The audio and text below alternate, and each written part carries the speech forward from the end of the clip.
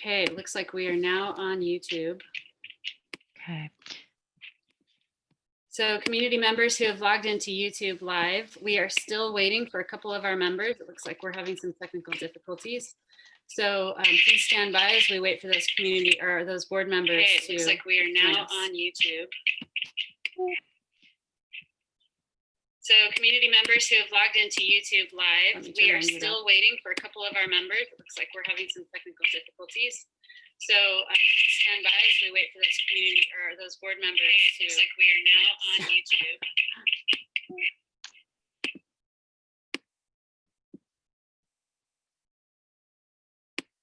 I'm going to be right back. Sounds good. Okay, I don't know. I should be able to get off. Oh no, this is where my audio is coming from. So that's why. So, I hope I'm muted.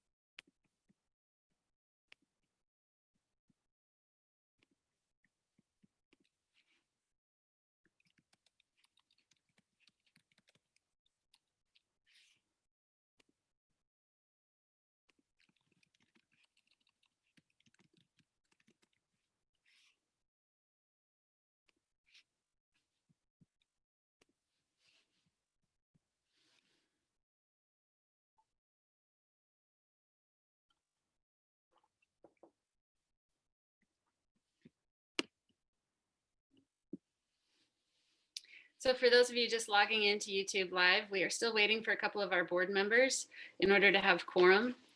So we're contacting them and trying to work out technical difficulties. So please stand by.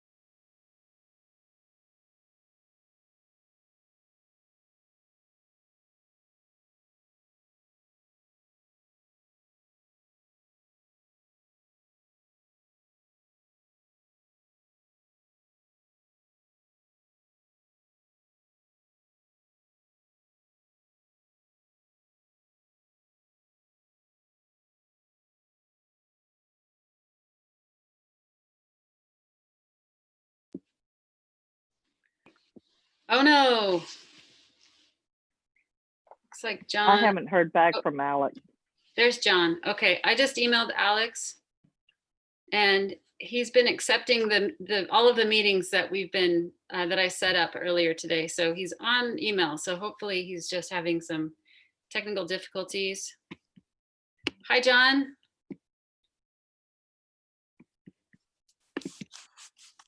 I'm good. How are you? We can't hear you, but I can read lips. Yeah, no, I'm unmuted now. Good. So yeah, sorry about the delay. We are driving, and we just got into Homer, and we're getting on a ferry to go to Kodiak soon. But I knew I could connect with this phone, so I'm here. Good. How much time do we have with you? You got as much time as we need. Wow. My Okay. friend, he's gonna really enjoy listening to me, but that's how it works. Okay. Great. Well, we haven't heard from Alex yet. We're still trying to figure out where Alex is. Yeah, it's how have you been? How are you handling the weird summer? Me personally? Yeah. It's been okay. It's been uncertain and stressful, but like we were just talking about, it's the Alaskan summer. The Alaskan summer, yeah. Summer of Alaska. So yeah, it's been nice to just be here and enjoy the weather, and got a freezer full of fish and the berries are coming, and yep, we're good. Good. Yep. Well, I've had a friend visiting from Michigan for several weeks now, so we've been doing a lot of cool stuff. So I've been staying really active, Good. kind of touristy stuff. So it's been great. Good. So what's the main order of business tonight? I can't say honestly. That's fine. I'll show the agenda. Before I do that though, Megan or Nicole, do you think you could reach out to Kelly and see? I know she was planning on coming. Thank you.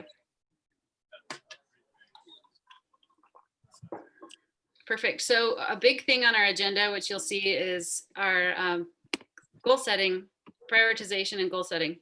Oh, that's right. Yep. Right. Yep.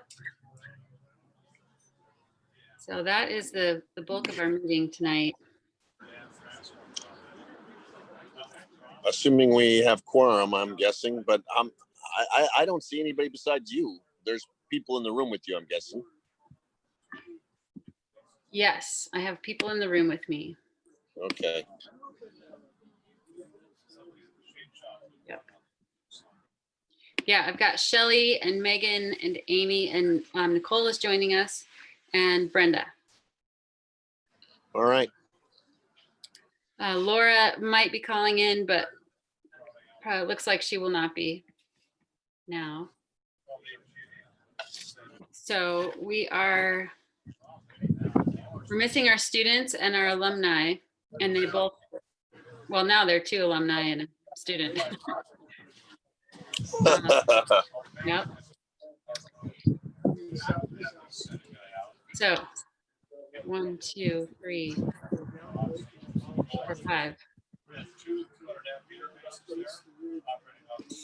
Nicole wants to know the password. The meeting password? I just saw a message come through. All right. For Kelly.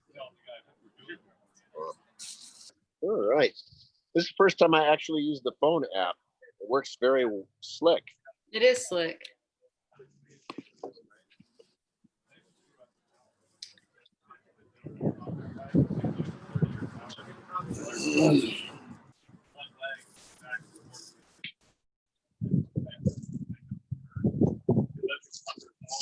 Live on YouTube. How about that? How about that? I do not see a password for this meeting.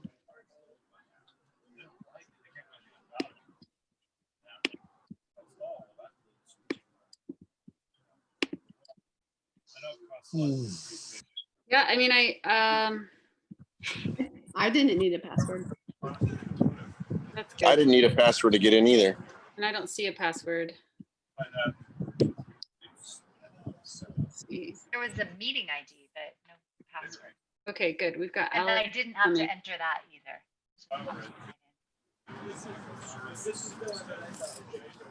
Lily can't make it. She said she couldn't do this one. And I emailed the link directly to Alex just a couple of minutes ago, so he should be able just to click that link and get on. Once we get Alex, we'll have quorum, I think, won't we? 1, 2, 3, 4, 5. Large after my name. Didn't realize that was permanent.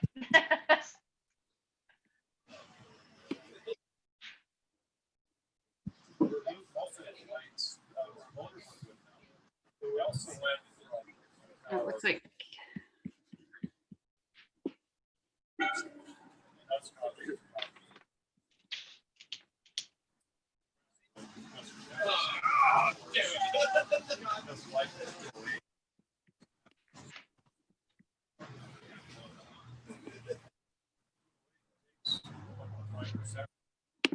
Let's see if we can take out a spot pretty soon. I want to get one of those parking spots. No, you can finish. Not in that big a hurry.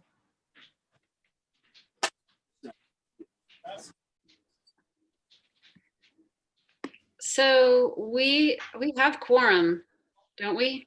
Or do we not? That's what I was just trying to write down and remember who all of everybody's names. 3 students plus Laura who are not here. So that's 4. Oh, no. I just sent Kelly Doherty the link again, and so she should be on in just a minute. Okay. There she is. Yay. Okay. So our current students are Joey, Winter, and then Lily is alumni as an alum student, right? And then who's our other one? Is that still Carter? Carter. Carter Okay. graduated. Yep. And he did graduate, correct? Yes. And we see you, but we don't hear you, Kelly. Try now, Kel. Now we will. Kelly looks like she's at school, Yard and home and all that stuff. but we can't hear you. Yeah, no, we can't hear you and you're not muted.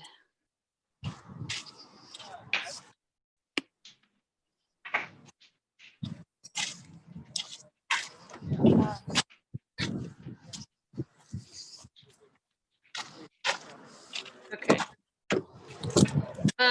John? Yeah. Who did we just lose? You didn't lose me. Kelly. We just lost Kelly. Okay. I'm back. I was going to ask you if you felt comfortable calling the meeting to order. Alex is not here. And Yeah. I can show the agenda. It's quite the juggle here for me because we're in a car moving toward the Kodiak ferry from Okay. Homer. So I'm Never mind. Here's Alex. oh. Alex is in. All right. Hi, Alex.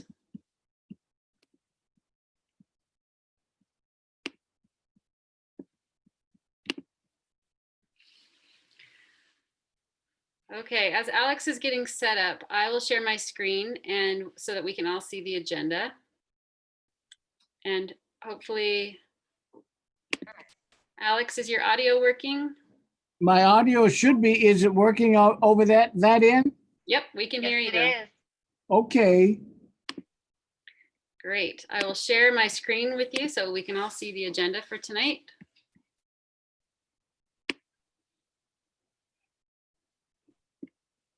Okay. Does this give you enough time to call the meeting to order? All right. Yeah, that should be good here. So all right. Determination of quorum and call to order. Can we see everybody there? So I'll read the names off to make it easier, if that helps. Okay. We have Megan, John. We're supposed to use last names. We have Cunningham, Trampush, Tatum, Morgan, Doherty, Robinson, and Bidwell. Present. Not present are Hilger, Kanar, Winter, and Broski. Okay, so we got a quorum. Do we have a motion to the we have a quorum, and that is effective, what is it 6:28. All right, do we have a motion to approve the agenda? I move that we I'll make approve a- the agenda. Okay, I heard John there, he made the motion. Do we have a second? I'll second. Second. Okay, I heard 2 seconds, but so one of them will count. Any discussion? If none, then we'll move to the vote.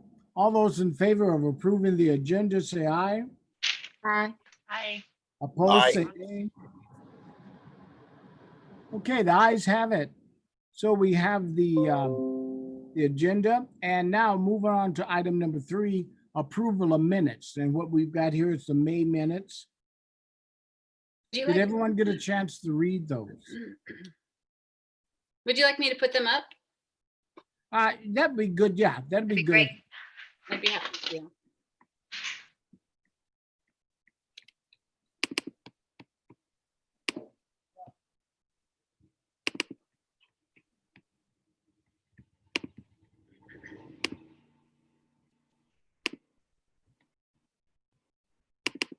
I have them here in front of me too, so Okay. Here we go.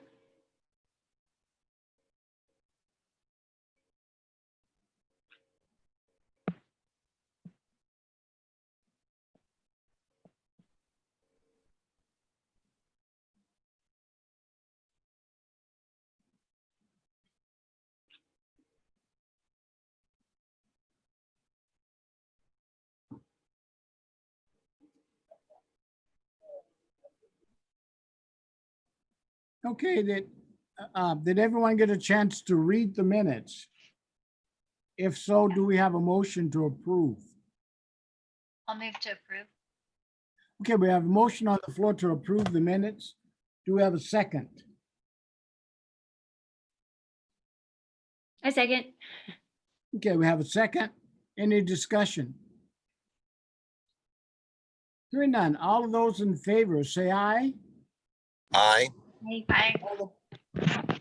All those opposed, nay. No naysayers. So we have our minutes for May approved. Oh, who's taking notes? Not taking, who's our secretary tonight? I am Oh, Cunningham. okay. Yeah, and Okay. if folks would say their names when they do things, that helps, just because I don't have everyone on my top screen. Okay, gotcha. Okay, now we'll move to item number 4, public comment. If we have a public comment, do we have any public online with us? Hearing none, we'll move on then to item number 5, and if need be, we can come back to number 4, public comment. But we'll move on to item number 5, principals report. And under that, the first thing is celebration. Okay, so I will share my screen with you one more time. And before I do that, is there a lot of background noise where I'm from my end? Okay, got some construction going on. All right. Let's do this.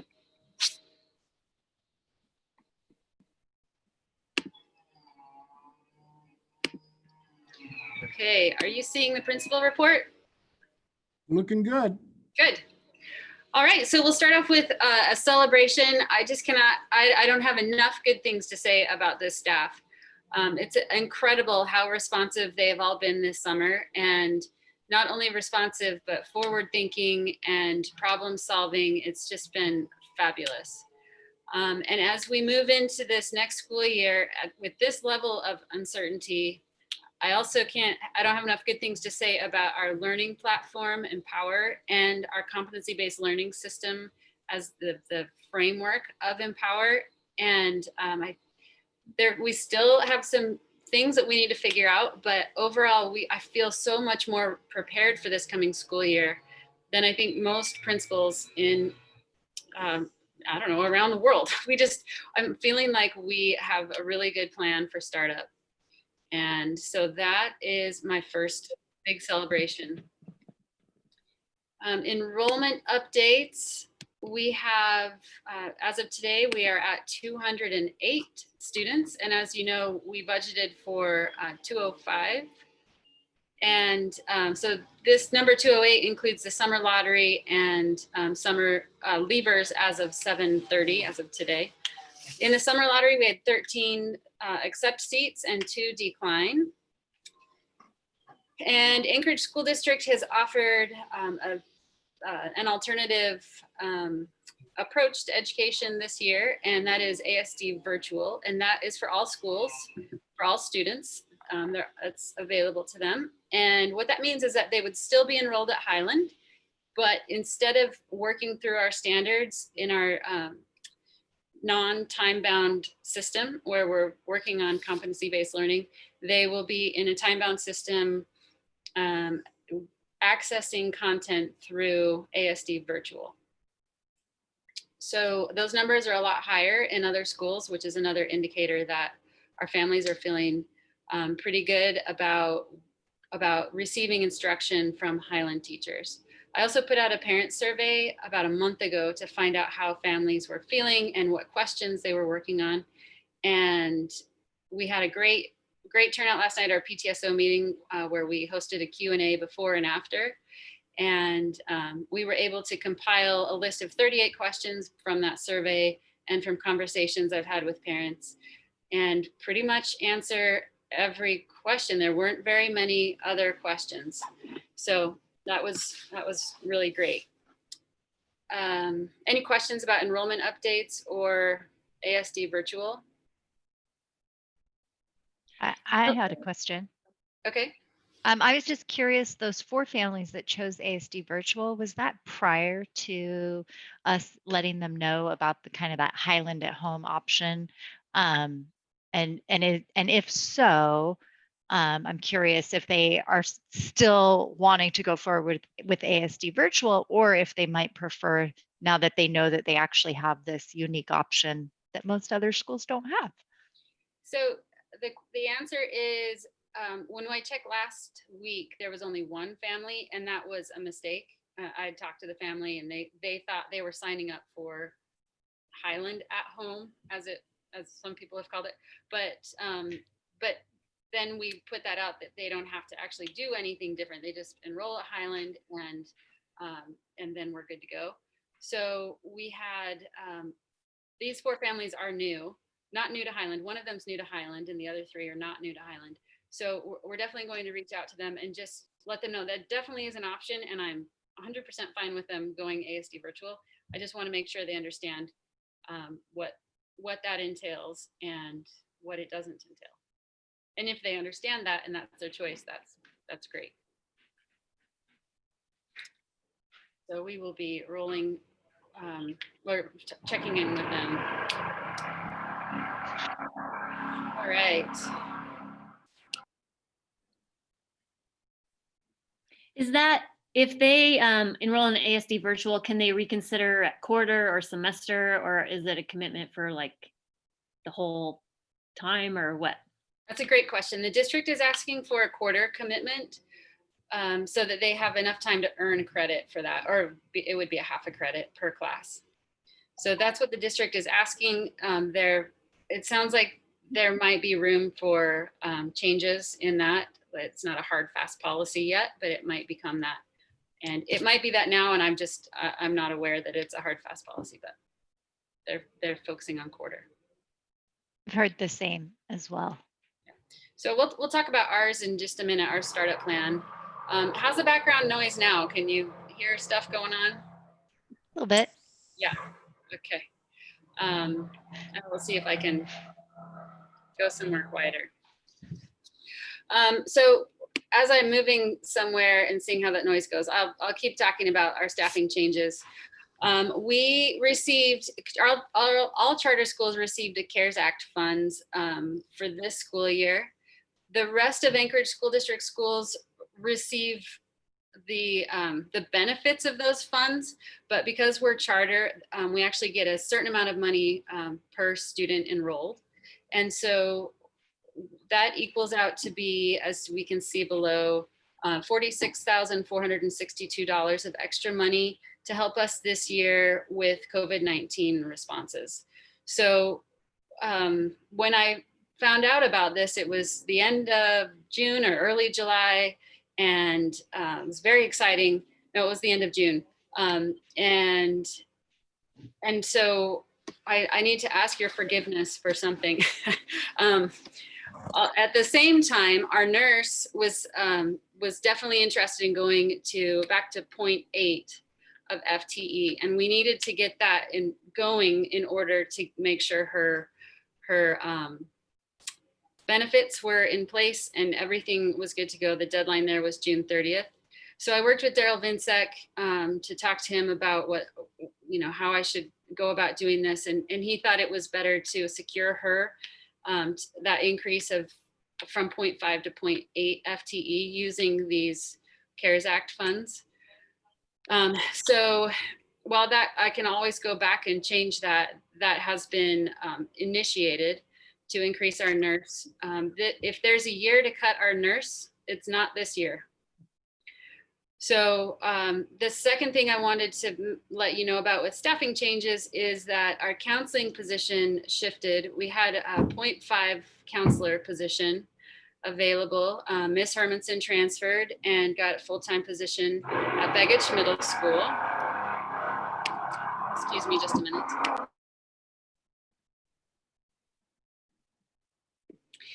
Okay, and it's even worse now.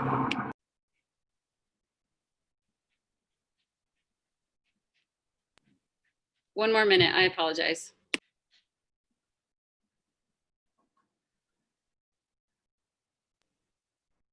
Okay, so that counselor position, then we were going to morph that into a college and career prep / advisory instructional coach to meet our needs. And we had a really great person in mind for that. And then that also fell through the cracks. So what I would like to do is allow that person the opportunity to pick up those duties with an additional addendum that will come out of that counselor.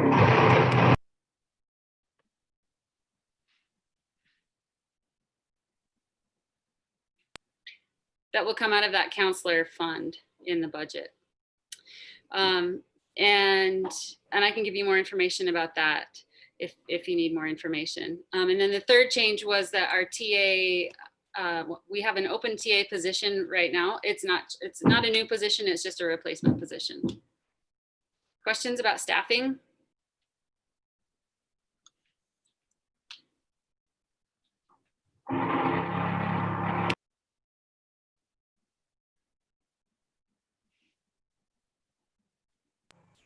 We can always come back to that as well.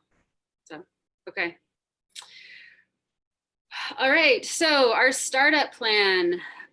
We are moving into something that we are, like I mentioned earlier, are already pretty much set up for, and that is a full blended learning model where we are allowing parents and students the option to choose to either attend school face-to-face as the district's risk scenario allows, or to stay at home and to Zoom into their classroom. But all students, regardless of what they choose to do, will be enrolled in 3 classes every quarter.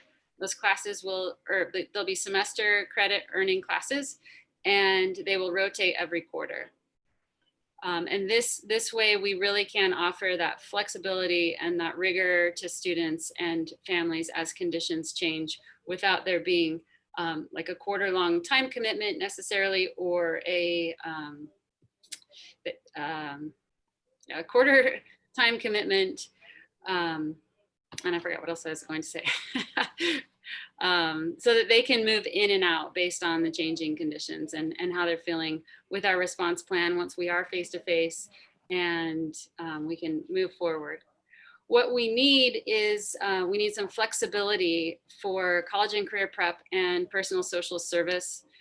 We had a great suggestion from a parent that we include online certification programs in a way that we could potentially get three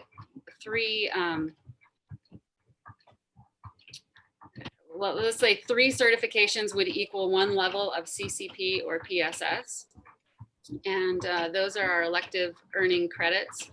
So that would be in lieu of standards, and we would take that on a case-by-case basis. So if a student had an online certification or did some sort of online class or some learning opportunity outside of Highland, for each of the categories of PSS, then could we give them a PSS level for the work that they had done with those certifications?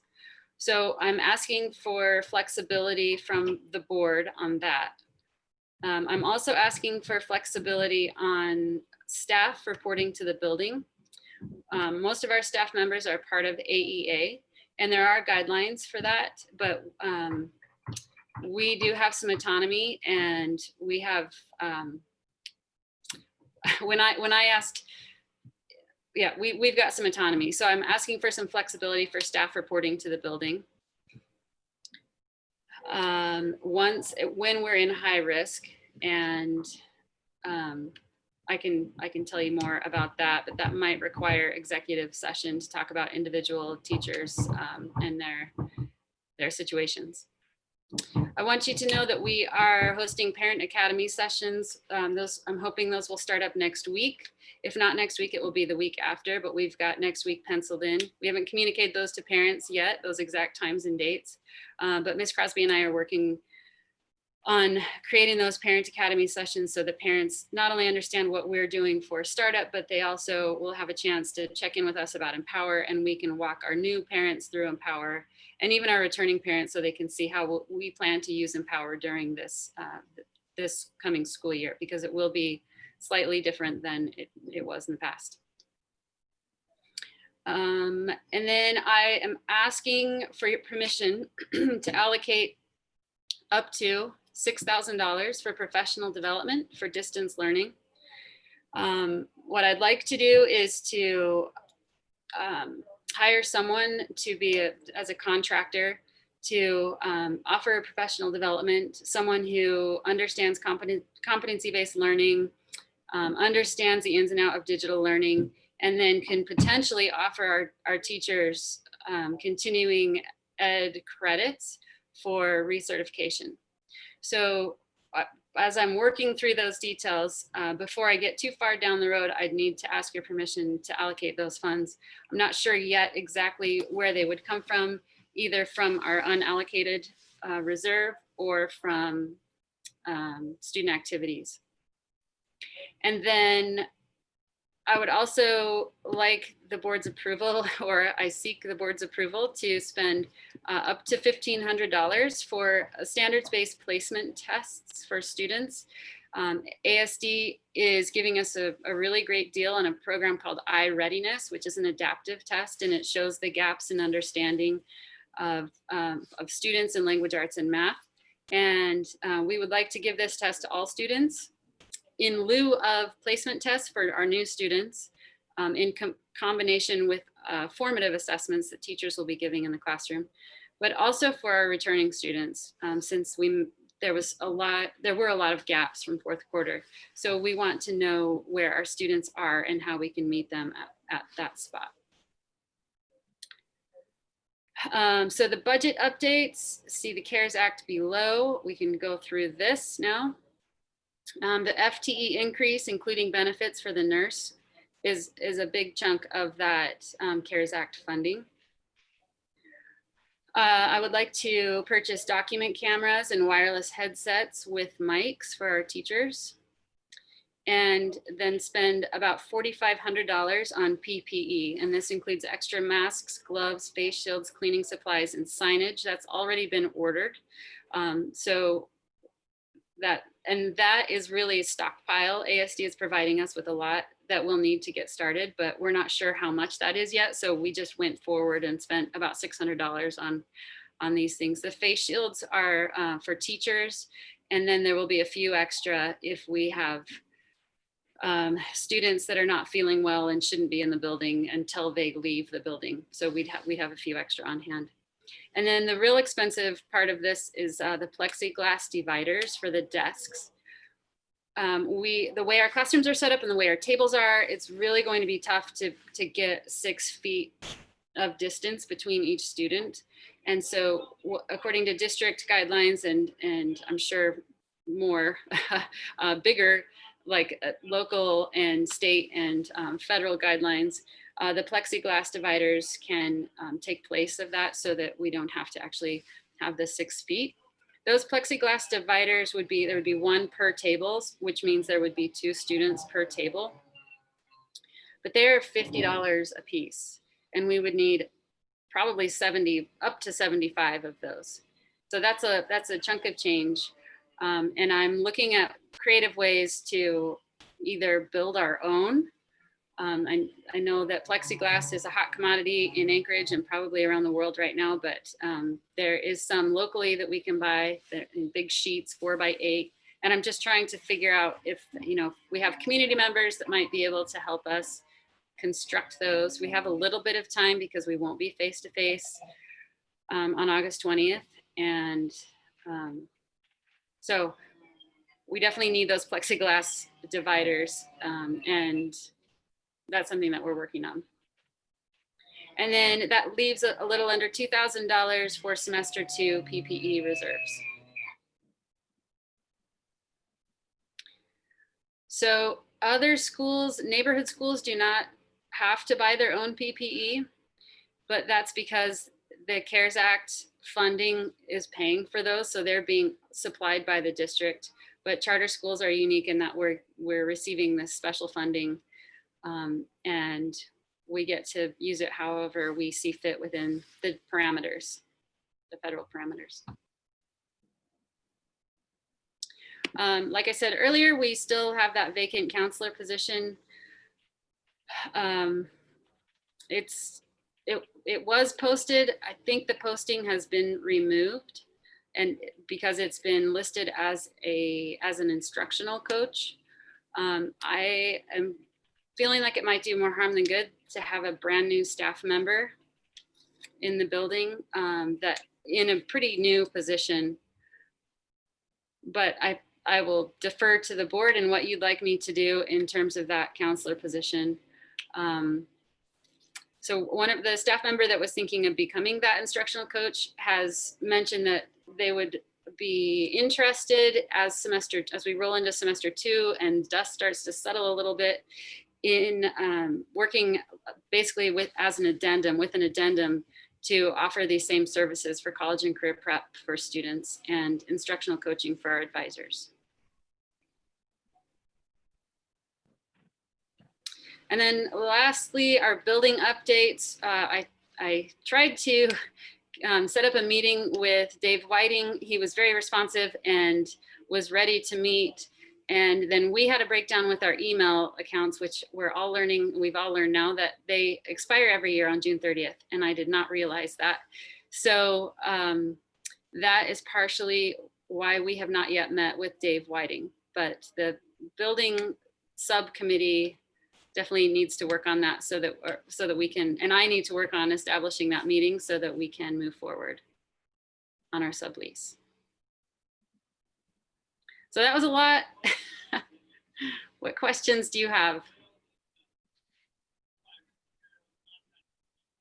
Mine would be more of a comment, is if we are needing more or anything to help make everything safer, that can definitely be one of the things that the PTSO puts towards by some of the other things we're looking at that's not going to happen right now.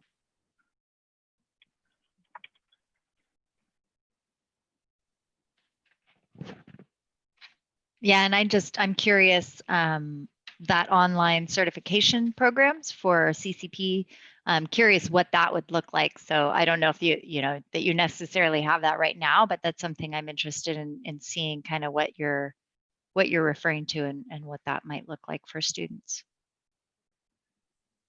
Or is that through one of the programs that's being offered for CTE stuff through the district right now? The comment was made, why couldn't it be anything, anything that the students were already doing, sort of like an independent learning plan. And that's, so it could be anything, as long as there was some sort of a certification or accountability piece afterwards so that we were aware of what was actually accomplished. So I'm thinking first aid, CPR, someone mentioned driver's ed, Okay. anything that had certification that could align to our standards. And I mean, I think this has already been done. And like as an advisor, if I had students come to me with got their driver's license, they earn standards for it. But are you talking about just making it like more formal, more so students know that flexibility is there? Yeah. Yep. And not only that, but instead of earning like 1 or 2 standards, that a few of these certifications might actually earn the whole level, potentially. And would they need to do additional reporting or some kind of presentation still and some type of write-up still, or? Yeah, we could definitely do that.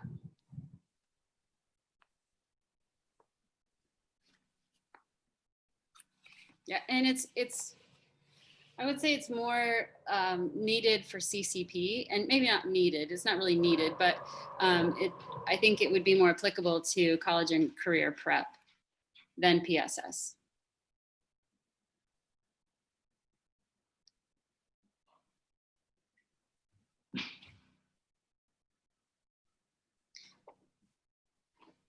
Any other questions or comments? Amy? Yes, I wasn't quite following you. I think you might have been talking about the vacant counselor position item on the agenda and saying that it remains vacant and that you had some hesitation about inviting a new staff member into the building. Yeah, not really new hesitation of inviting a new staff member, but bringing a new staff member on at this point. I wonder if it is, if it would be the most bang for our buck at this time, or you know what I'm saying, to bring somebody on to do the college and career prep stuff and get used to our standards and get used to our system, especially during this distance learning period, when we've got a lot of other areas to focus on, number one. And number two, if we've got a staff member or even multiple staff members who would be willing to do some of that work with an addendum. I think that for career prep and things like that, existing staff members are probably trained for that. But I think mental health professionals, that's a different story. And that with the pandemic and with the need to be home and with issues that students might be facing, being stuck at home and navigating, that it's pretty valuable. And so I'd like to see it stay hanging out there, would just be my only comment, because I think it's really valuable for the school and the students. Yeah, I hear what you're saying. We definitely are in a unique situation right now where with our SPED reallocation, we've got the district chair and potentially the school psychologist for all charter schools, that the district chair or the department chair, excuse me, for SPED is definitely going to be using office space at Highland. So she'll be there very often.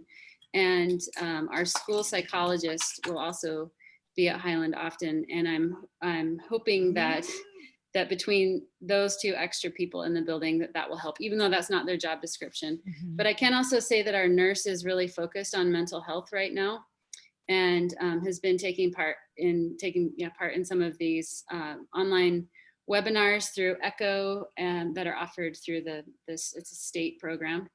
And so she's also, whether before all of this, even she was definitely a person that we would go to for mental and emotional health issues with students and staff. So she can do that, and that is part of the nursing position too. It's part of her duties. But I hear what you're saying, Amy, and I hear what you're saying. Thank you. I have a question on that. Who's sharing office space and they're not part of Highland, the school psychologist and someone else?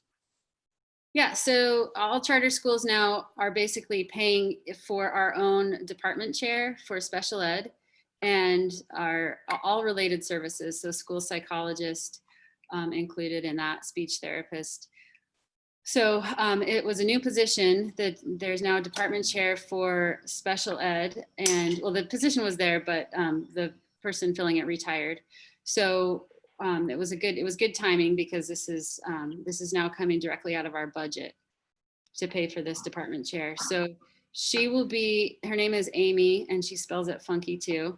Her name is Amy Wallace, and she'll be in and out of our building and utilizing the office space that is next to the old assistant principal's office, which is the current counselor's office. So we've got these two offices that are only partially being used. So, so they'll be sharing that office.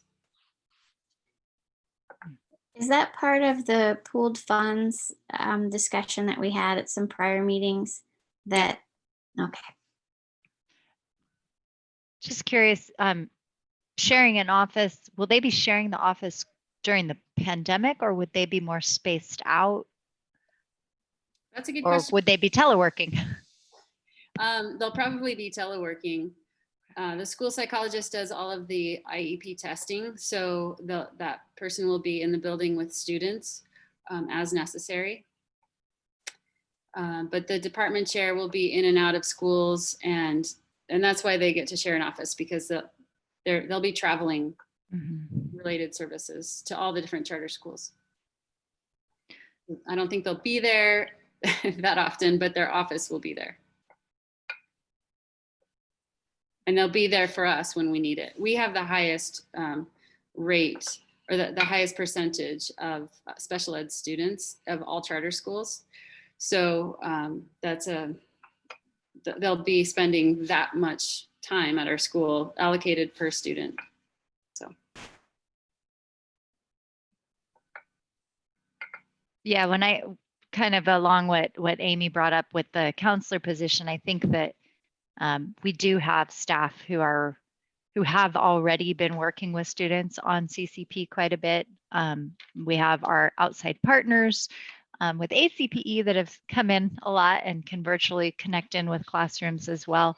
But I do agree, and I know one of our students brought it up last night at the PTSO meeting, that real importance right now that everybody on this planet is essentially going through trauma, and being able to have additional support as much as possible for our students and our staff and our principal, because you've got all of it on your shoulders for all of us. To be able to have that is going to be really critical. And I'm curious for some of the staff the staff who've managed the lunchroom, for our Donna who manages the front office, are there opportunities for them to kind of reshift focus when the school is closed and continue to be employed and be able to maybe take on different challenges to help our students and our educators? That's a good question. It doesn't have to have an answer today, but Yep.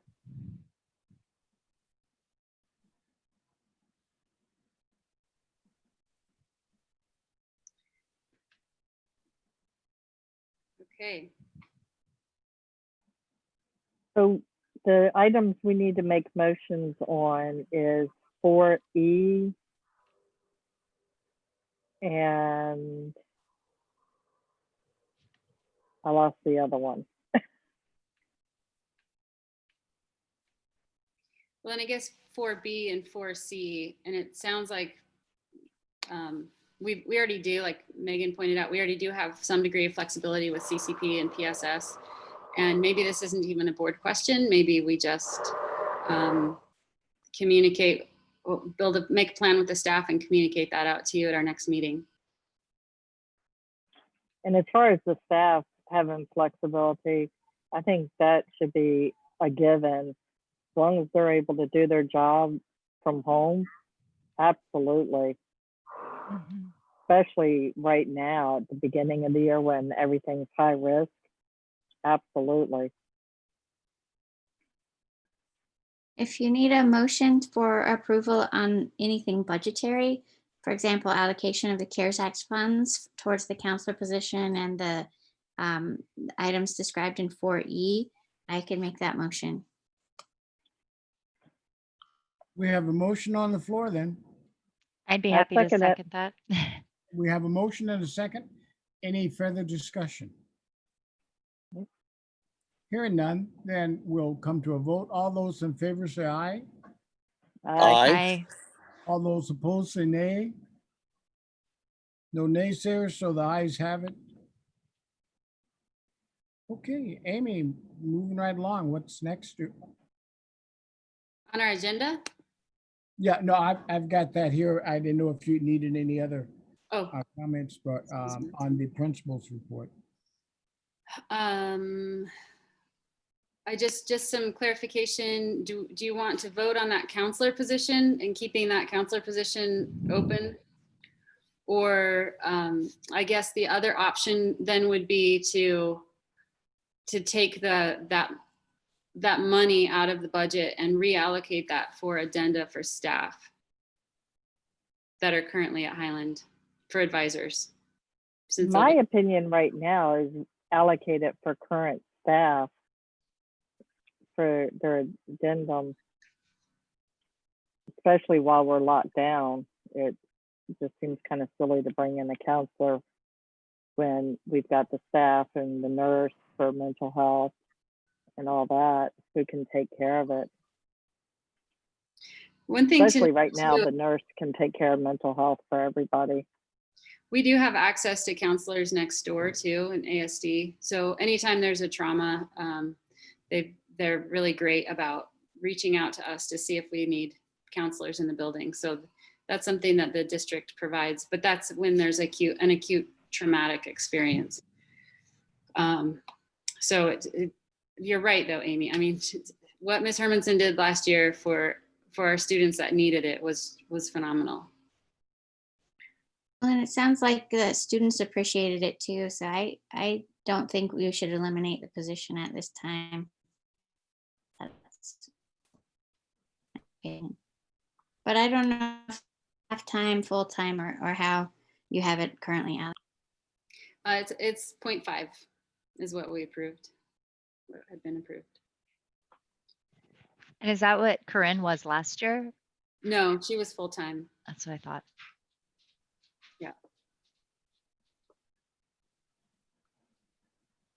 I guess my question would be to the staff we have on board here. What's y'all's opinion? I think, I mean, and this is just my personal take. I don't know, my feeling of responsibility for students' emotional health and the time it takes to make sure that you can serve them in that capacity is sometimes really, really difficult when you have, full-time teaching responsibilities. And maybe other people feel more comfortable with it than I do, but it is beneficial because the students typically have relationships with staff members already. And so they may feel comfortable going to them rather than someone from the district office or something, because, there's a history there and they know that this person cares about them and knows them. But I just wonder if staff members are already dealing with a lot of new things that they're expected to do and a lot of problem solving and figuring things out, and to make it official that we're supposed to be serving in that capacity also, I don't know, it feels a lot to me. Especially since I have no idea what I'm doing. I've never had training in, I mean, besides the suicidal awareness training, I haven't had any training in how to coach someone through a mental health problem. Or a pandemic. Or a pandemic. other comments? I'm also wondering, as we're looking at, we've got the professional development for some of the virtual stuff. I wonder if that would be helpful as well. Some professional development along that, the trauma-informed teaching and social emotional and kind of bridging all of those things. There's a lot of great resources out there that, I mean, I think even, could just be beneficial when we're not in a pandemic, because things happen. If, Megan, did you have thoughts to share as an educator as well? I think before the pandemic, I think it seemed wiser to put the money into advisory and do the training separately for advisors and kind of add that element to it than have a full-time counselor. But it's a different story now. Like Kelly said, it's just so different right now. And yeah, the kids probably need just a different type of help now than they would have in a normal circumstance. But yeah, are they going to have a relationship with just this brand new person that we just hire in 2 weeks and talking to them online? I don't know. Maybe. It's tough. I think my opinion's changed in the last 2 months, so it's hard. Well, like I said, I can Okay. certainly keep that position open. And so that we can see, maybe the right person will apply, the person that all our kids can connect with, and maybe we find that perfect fit. So I don't have to change anything. I can just keep that open. I think it's Well, better to stay flexible, and I trust your ability to react based on the present situation, whatever that is at that moment. So I'd say just do what you think's best, because it's so sensitive and nuanced. You can't really plan it right now for the future.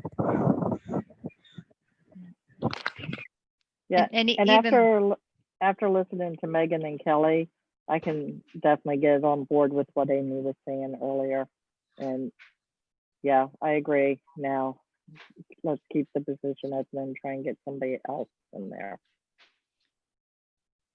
and the reality is right now, looking at seniors who just graduated, young college students who have maybe done a year and are returning, there's so many changes on that level, on that part of that position. There's so many different things going on, whether or not certain testing is even required. It was, and then it wasn't, and will it be again? And there's so many different concerns that students have too in their senior year regarding, well, gee, do I do what I had thought I was going to do?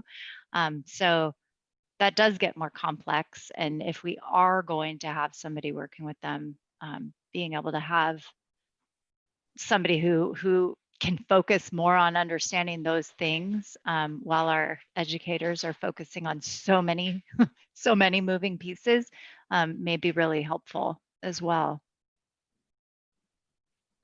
And that doesn't mean we have to fill it right now and bring somebody in. Maybe that flexibility, just have it there, and as you see appropriate.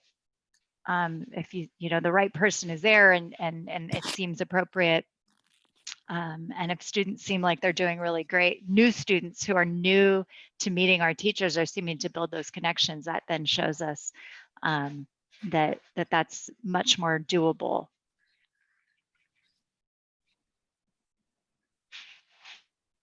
Okay. Thanks, everybody. Okay, any other input on what Amy was talking to us about there as far as the counselor go? From my perspective, if I think what I heard Amy say, I thought there was that this is she would suggest putting it on hold for one reason in particular. We're going to have two professionals associated with Highland that will be in the vicinity. And the second thing I was thinking I was hearing was, at this point, given the situation that we're in untested, untried waters, to bring a new person in who is not familiar with our methodology, our strategy, pedagogy, what do you want to call it? We may be better off to wait until later to do that versus bringing someone on at this point. That something to that is what I think I was hearing it, that Amy was talking about. Other comments on it?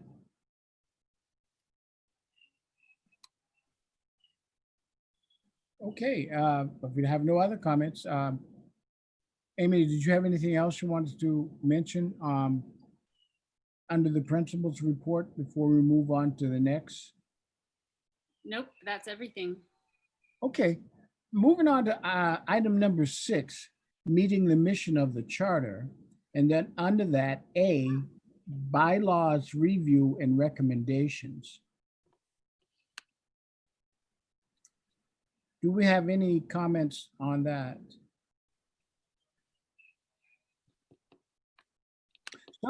Something I wanted to bring up also, it's probably out of, at our meeting when we our last meeting, when we evaluated Amy, the points that we did in an executive session, which going to be written up and then was going to be given to me, and I was going to, as I understand it, I was going to meet with Amy and go over that for evaluation with her. I never received a document yet, so I wasn't sure how we wanted to do that. And Amy did ask me about that today.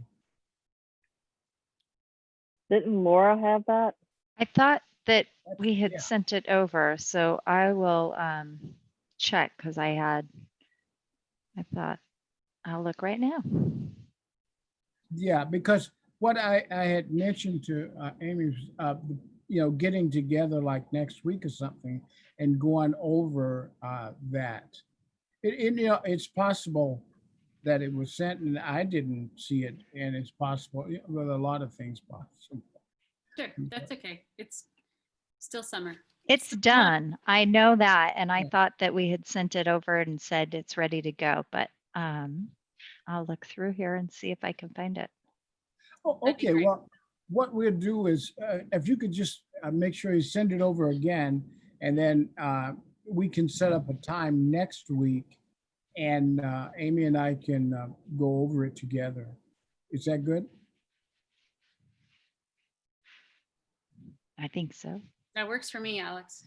Okay. Okay. All right. Let's move on to item number, well, we're on item number 6. Bylaws review and recommendation. Terms was first thing do you want to talk about it or just provide it for information?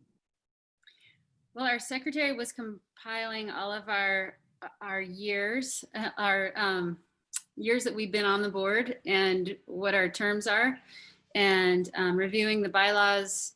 We're up for 3, or we commit to 3 years when we come onto the board, and then we can always renew for another 3 as board members. And when I say we, I mean you. And so we wanted to keep track of where everyone was and what intentions were. Megan, you were still waiting for a couple of people, it sounds like, or you're good? No, I have everybody's start date. I just wasn't sure if the question I had for you last night was if everybody was the 3 years. I have everybody's beginning dates recorded, so. Yes, but then we have elections every year, and our charter says, the bylaws say that election period is in our August meeting, which we haven't had an August meeting in a while because we have July and then we skip a month. So we're obviously not prepared to do that tonight, I don't think. So I wonder if for our elections, and this is moving on a little bit to 6B, if we decide to have a special meeting for elections only in August.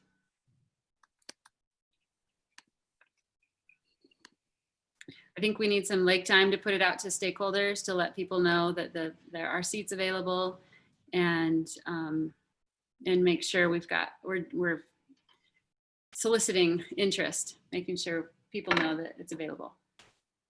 I'm good with that. How many seats are we talking about? Well, the bylaws say a minimum of 9 and up to 15. I mean, maybe could Megan share the screen or you and show who's been a member of the board for how long, so we know exactly which terms are expiring and which people are recommitting. That Sure. Let me pull that up. Megan, do you remember what that was called? It's the APC members is a 4/13/20.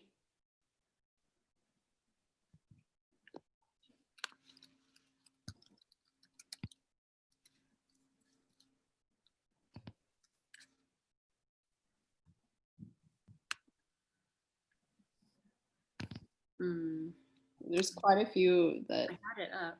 Oh, here it is. It's right here.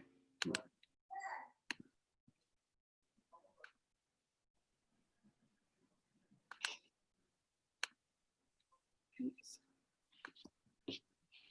Oh, that is not an updated one. No, that is not the updated one. That's the one I've got.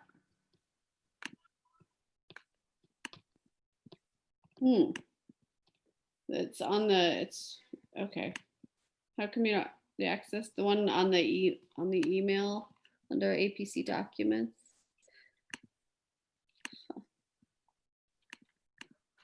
Do you want me to share my screen? Sure. Let me make you a co.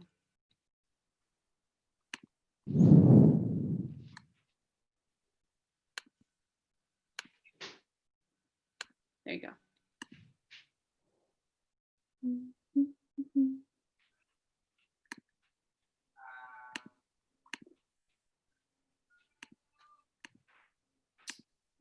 It's not letting me.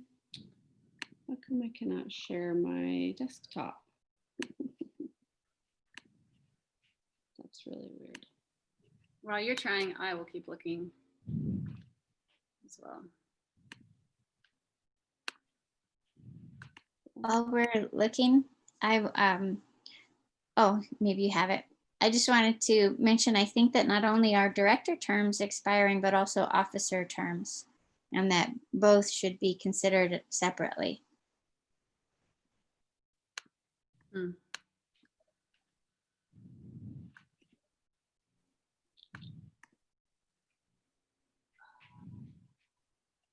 For some reason, I can only share a white. Did you double click? I think you have to double click it, the right image.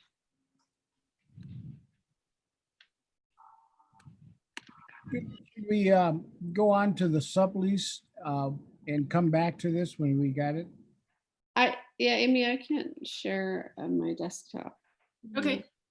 I don't know why. It just gives me the whiteboard only option. Okay.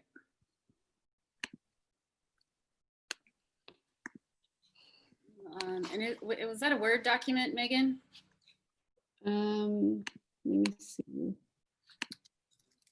I just access it through the email through our Outlook. So Okay.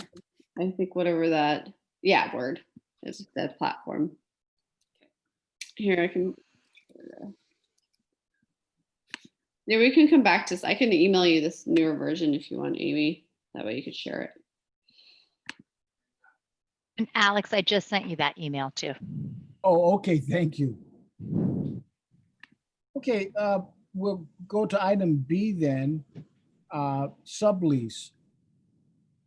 What were we discussing on that now? For item B, I have August elections. Are we looking at a different agenda?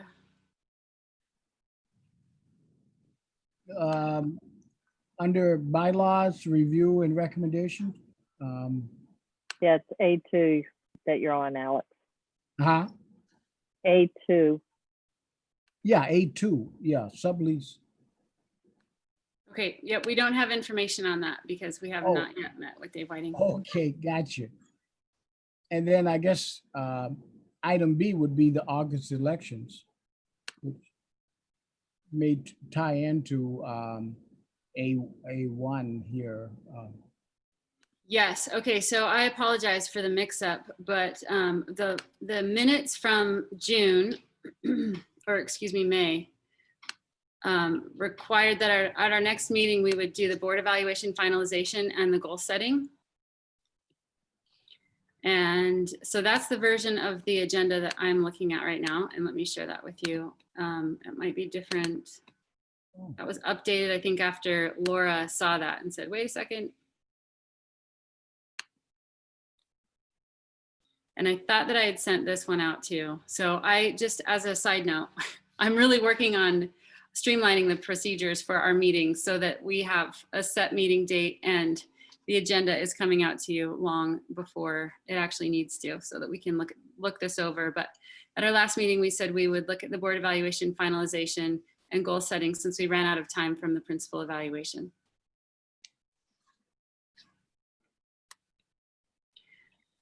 So I'm not sure how we need to proceed since this is, we had two versions of the agenda. Do we want to push this back, the board evaluation finalization, and set a separate meeting for this? I think we approved this version of the agenda at the start of our meeting. Right. Okay. I don't think that any activities taken place that I've been apprised of about board evaluation finalization or the sublease for that matter. Yeah, so the activity would be the bulk of our meeting tonight. Laura Hilger sent me a process that we would go through. It doesn't need to take long, but I also want to make sure we have enough time to go through it. And those are the documents that I sent to you all this afternoon with I can share those again, but it was the goal prioritization and drafting activity, the APC 2021 goals and areas drafts, and then the board evaluation 2020 results narrative. So those are those three documents. And I'm sorry, I didn't get those. Oh, you didn't get those. Okay. Bummer. Okay. I can try and forward it to you. I'm not sure where our disconnect is, but part of it is the ASD email accounts. We need to get, a few of you have gotten your work into me so that I can get those reestablished, but some people still haven't. So, but I know that Amy, I've entered your email address in manually into the group, but I just need to make sure that I'm using the correct email address. Thank you. Yeah, I and appreciate that. I can't check my email during the day. Okay. So after you said so, I looked and I see it. But yeah, I definitely didn't look at it before the meeting. Okay. Well, let me do this. Let me just share the process that Laura set up for us. And then we can determine if tonight is the most appropriate time to do this, or if we wanted to push this back, maybe if we do have an August meeting for elections, then we could do this afterwards. Or we could do it tonight. So let me show you this and then we can make a decision. I'm going here. Okay. Everybody see my screen? And Amy Robinson, I just emailed you. So the purpose is to narrow down priorities and begin drafting goal ideas for those priorities. We'll use this work to finalize our goals and create strategies and actions.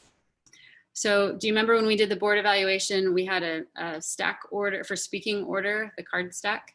So we each took our turns sharing what we needed to share, what we wanted to share. So the first thing is, as needed, individually read through this results and narrative document, which I can show right here. That's not it. Results and narrative document. Are you seeing those changes as I'm making them on the document? You see the new document with the yellow highlights? Okay, good. So according to our evaluation, the board evaluation, here are the questions here, and then the consensus results. So we already kind of have those prioritized in terms of needs improvement. Those are all the highlighted. And then there was the narrative that was taken from the notes of our conversations. And then John added some suggestions. So we have that. And then we have this document that we would work on to prioritize our goals. So we would go through each of these individually, and a board member who's not with us tonight has already done that, and added a hashtag there to say that that is a priority or should be a priority. And then we would come up with goal statements, ideas, or drafts. And maybe tonight we just figure out what our priorities are, and then at our next meeting, then we come up with our goal statement ideas. I'd like to move that we postpone this evaluation until there can be a retreat with the new board if there's any turnover. I second that. Good idea. Okay, I have a motion and a second to postpone this. Do we have any further discussion on it? Hearing no further discussion, we'll move to a vote then.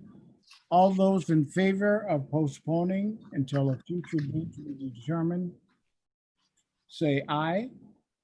Aye. Aye. All those opposed, say nay. Okay, the ayes have it. Then we will postpone this until a future session to be determined. Is that what we agreed upon there? Okay, all right. Well, and did we say we would be voting in August, or? Thank you for bringing that up, Shelley, because we don't have a meeting scheduled, and I think that would require someone to make a motion to schedule a special meeting for August elections. Well, I would move that we need to schedule a special meeting for August elections. And I don't know, we have some other items on the agenda, I think, for example, the sublease discussion that hasn't happened. And then there's some annual elections intended for August that we could just schedule a regular meeting for August. And that's later down on the agenda. So maybe we need some clarity about the motion that I think we just passed, but I don't know that it would need to be a special meeting for August. Okay. And does it make sense? Because we currently just meet every other month, not monthly. Does it? And I think that's why it was indicated as a special meeting, because it would be back-to-back months. Because I was just kind of starting to Mhm. wonder, especially under our current pandemic, do we have the need to meet monthly, or is every other month a sensible schedule still for us? Not that I want to put anything extra on anyone's plates. I already have monthly meetings, but it's just a curiosity. I feel we should prioritize an August meeting since that's in the bylaws, but that's just me. Yeah, and just I to agree clarify, with you. bylaws say quarterly meetings at a minimum. But I Read those. am not a voting member, but I would say that there are a lot of things going on right now, but there have been a lot of things going on since I've come on in this position. So I certainly would appreciate meeting with you all more often than every other month. Especially as we set goals, it's hard to communicate your progress or needs, or have people give feedback if it's only every other month, I guess. So do I make a motion? Maybe I should make a motion and we'll see where it goes. That maybe we consider meeting monthly until a time where we don't think we need to meet monthly. Okay, we have a motion on the floor to concerning meeting monthly. We have a second. to that motion? Do we have any other discussion on it? Who did the second? I'll Uh, second. Amy and Amy Kelly. Robinson. I didn't have my full screen up. Couldn't see who. Oh, sorry, I couldn't see. Okay, any discussion on that? Hearing none, then we'll move forward with the vote. All those in favor of voting, I hope I'm articulating this the way it was made, that we schedule our monthly meetings now going forward. All those in favor of that motion say aye. Aye. All those opposed say nay. Okay, the ayes have it, then we will move forward with monthly meetings starting in August. Is that, did I say that I correctly? understand. Do we, Yep. I do think we so. want those to be the third Thursday still? Is that something we want to vote on? Or just start with the third Thursday of August and then go from there? Yeah, what is our, Does the third Thursday work for everyone? Yeah, think this so. works for me, I know. I think that's the first day of school, August 20th. Oh, That's Is that- okay. Is that okay for you guys? You guys are gonna be tired Yeah. or energized and have so much to share. We'll see. Time will tell. Just don't tell my husband. More If meetings. you guys are okay with that, if the staff is okay with that, I'm good. I'll Thank defer to you. teachers on this one. That's fine. Okay, so- and then for those of you, sorry, Alex, those of you that are intending to stay on the board then can still look through these documents that were sent about the board evaluation and maybe make your own notes on prioritization. And that would really speed things along too when we do set goals and just make our time use a little more efficient. So for record keeping, these last two motions, is this all under bylaws, reviews, recommendations, one, under terms? Or I need to review the bylaws. where am I putting these? Just, We've jumped around in the minutes or the agenda quite a bit. Yeah. a little bit. so Megan, that would be 6A2, the board evaluation finalization, or would it be? I have 6A2 sublease. Yeah, that's the problem is there's two sets of Okay. agendas out there. Mm, Oh, that's my problem. Okay. So there is a different two out there. That's why I'm not seeing. Because Yeah. I'm on the same one that Megan's on. Okay, I'm the one that you emailed out. okay. No, not the right one. I'm so sorry. It's okay. Yeah, the I don't know. two that was approved has the board evaluation finalization, and then 3 was goal setting. And I'll show this to you. Okay. What's Oops, this? that's the wrong one. Hold on. Where do I find that? Where do I find that one? I can email that out right now. So everybody's got that. Yeah, because I have the one with the building updates as well that came out at 1:27. And I've missed a bunch of things, so it'd be great if anybody doesn't see my name over the last month or two to forward me whatever I've missed. I don't think any of us got anything for a good month until I went to try and get online and check for something and realized that we didn't have access. And I called IT and then I called Amy since Thank it's all you. new for us. But Amy, you did not have, Amy Robinson, you did not have a school district email address. Is that right? Right, and I don't intend to get one. Okay. And it's Humphrey for your email. That's correct. Mhm. Okay. So I'm sending this one out right now. Thank you. You're welcome. I And was- Amy Following Johnson, until now, so. the paperwork that we needed to do for the email, Ms. Johnson, if you could send that out again, please, also for those of us who haven't taken care of it. Sure, I'll put that in this because email. I have no idea where it is now. Okay, no problem. It's right here on my desktop. I'm sure I need that too.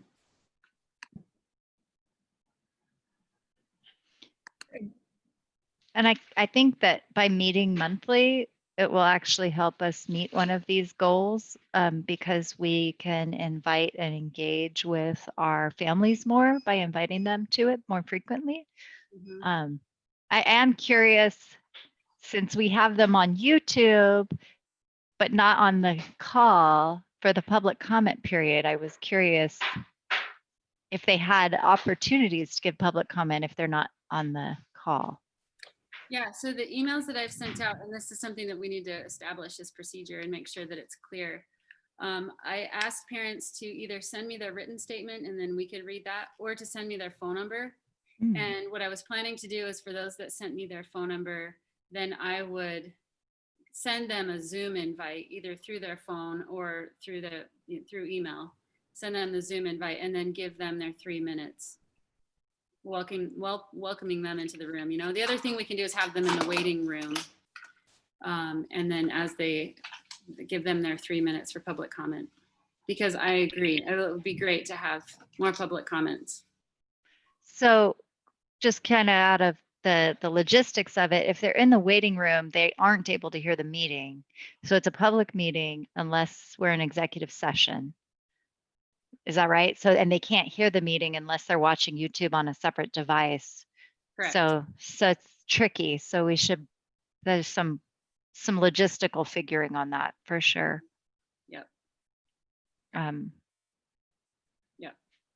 And I need to figure this out exactly what the parameters are. And I had it all figured out in May, but it's been a few months.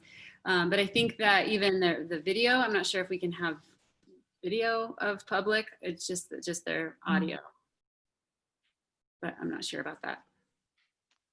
I don't know. I mean, I think about the school board meeting, and if people were there in person testifying, they were on the video. That's true. They were on video. That was live streaming, and then those of us who did we were just talking, Right. and it wasn't Zoom. So we called in to a number, and then they patched us through. But I think they have a fancy system for They that. have a fancy That's a system. whole different level of fancy. We're not quite ready for that yet.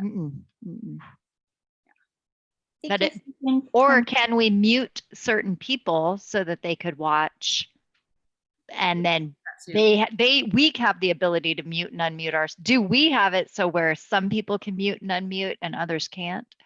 Yes. Okay, Yeah. so that might be another possibility. That's what I was thinking too. I attended some public meetings that were for Anchorage municipal events, and it was really hard as a member of the public to participate with a different forum than the board members were in. And while I understand and I think it's important that we stick with an agenda and public comment be reserved to a specific portion, they can't follow along on a number of things like the email chat and other items like that we can see in real time if it's broadcasted to all. And if we don't speak those out loud, the public can't really meaningfully understand what's occurring. So I don't know if it's mandatory or if it's permissive, what guidelines that we should follow as a board, but I think Highland's the kind of community where we might take it a step farther to support public participation. I'm not making a motion, I'm just making a general comment, but I think it'd be wonderful, especially if we can selectively mute them. Okay. Yeah, and I think it really goes towards bringing that connection. And then I don't know with YouTube, if they join us, we can see who's joining, we can see how many people, and I think that helps build our community and helps us connect more with those families and them more with us than just kind of watching from a distance on YouTube. So that I think that would be really nice to be able to do that, particularly with that selective mute ability. I think would be great. Yeah. Okay, so all of you watching on YouTube Live, we wish you were here. And I will dig into that and see what those parameters are and see what we can work with to get our public here in our board meetings. So Megan, going back to your question about where to put this. I updated this version to match yours. So Okay. I think I know under 6A2 board evaluation finalization. I had Shelley made a motion and Amy Robinson seconded to do monthly APC meetings. But where that one, should that be under? Where does that go? That be not under board evaluation finalization? I mean, there's I think technically there's kind of can be a place for it. I mean, as we're self-evaluating ourselves, you know, being able to be regularly updated on the academic operation and mission of the school and being able to support that if we're meeting more frequently, it puts us in a better position to do that. And that is one of the items on our self-evaluation. So it could fit under there, I think.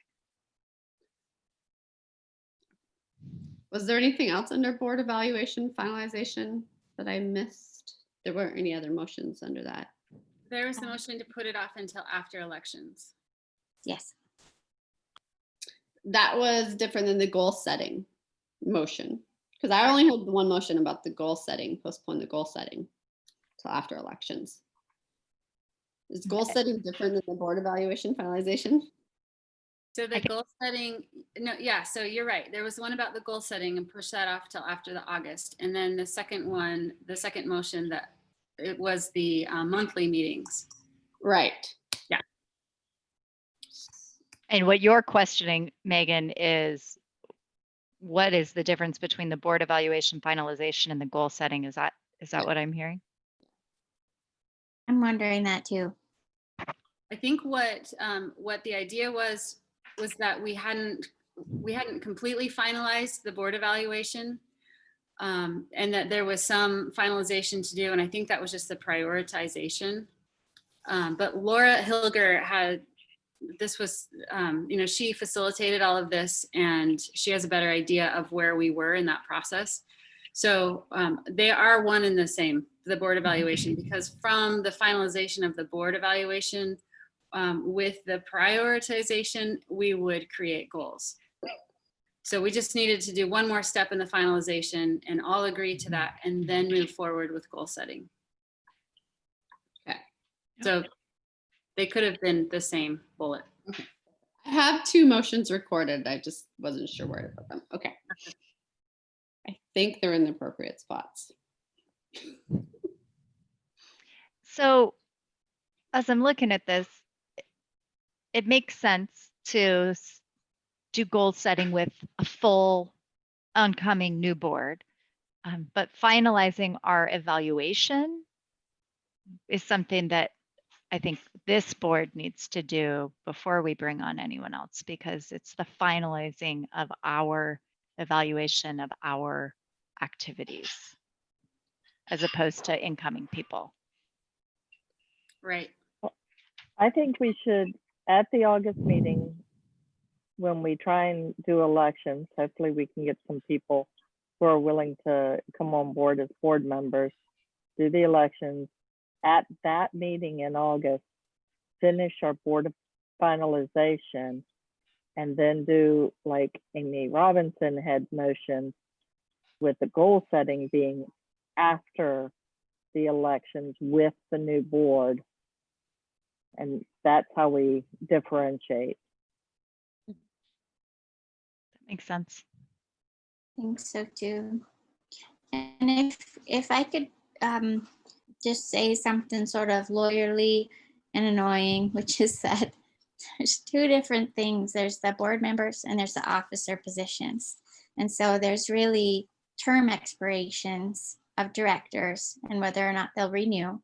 And then in addition to that, once we know who the board is and who our members are, there's election of officers, which are typically a president, a vice president, a secretary, and a treasurer. I think that we might in our bylaws also consider the chair as though it's a separate officer position, but they're not technically the same thing. The chair and the president are not the same thing. Is that what you're saying? No, they can be. A lot of times the chair the chair is the person who runs the board, and the president is an officer, and they're usually two different things, but they're often the same person. But I think that our bylaws may have chairman as its own position, and or they might be subsumed. I'm not quite sure. I'm sorry about not going off cuff.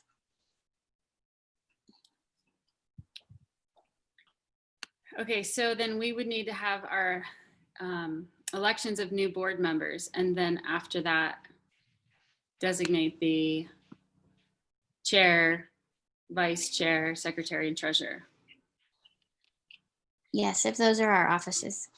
Yeah.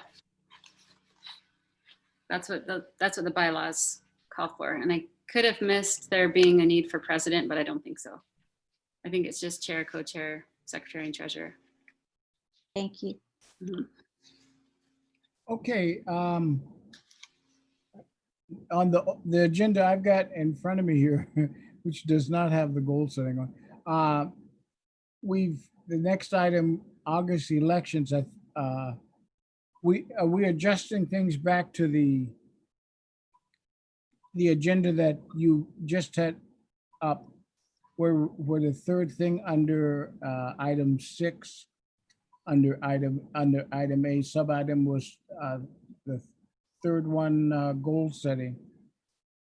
So what I'm getting at here now, are we moving on to item B, August elections, to discuss, or are we moving it somewhere else, or to item C, next meeting? We No. also need to go back to terms, because Amy emailed you the terms, the document. Oh, just now? Well, I emailed it to her like 20 minutes ago, but Oh, she can, I just can't screen share it. So we can go back to terms whenever people are ready to. okay. I didn't look at that. I can look at my other screen and check that. Okay. I can pull that up right now.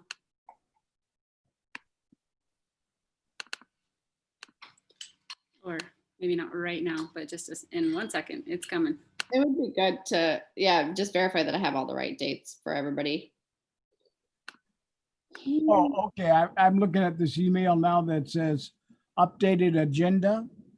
Is that the one? No, I just emailed Amy the terms because she can screen share and I can't. Oh, gotcha. All right. She'll screen share it. That is not the updated one. And of course, yeah, There we go. That is the right one. that's not the updated one. Hang on just a second. Stop share, start share. Maybe. Find the document I'm looking for. And of course, Oh, why is that letting me that's it. There we Okay. go. Yeah, okay. Cool. Can everyone see that? Yes.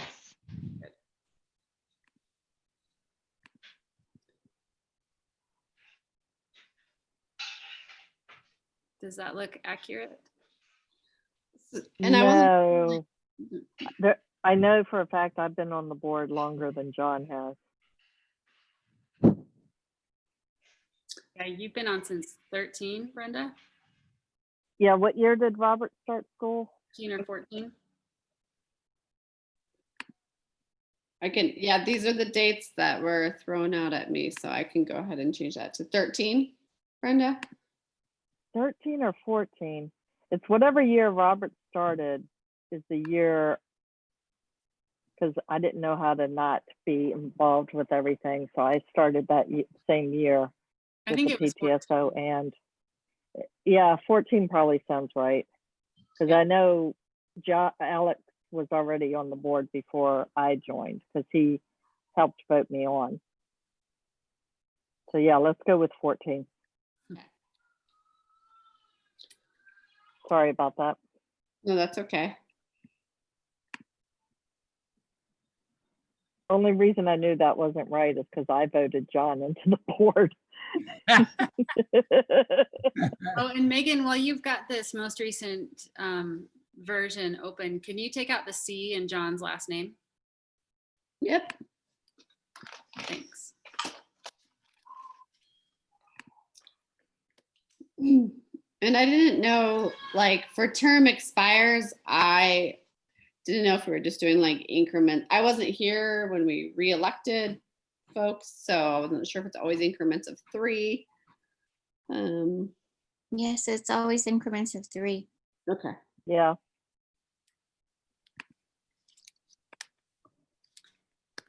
I think ideally, if I can throw in a comment on this, under the next election coming up, what I'm used to is when an organization start up or there's certain changes, is people are elected to the board and then either you go for a 1, 2, or 3-year term, or after people are appointed to the board or elected to the board, they then choose from a hat or something, 1, 2, or 3-year terms.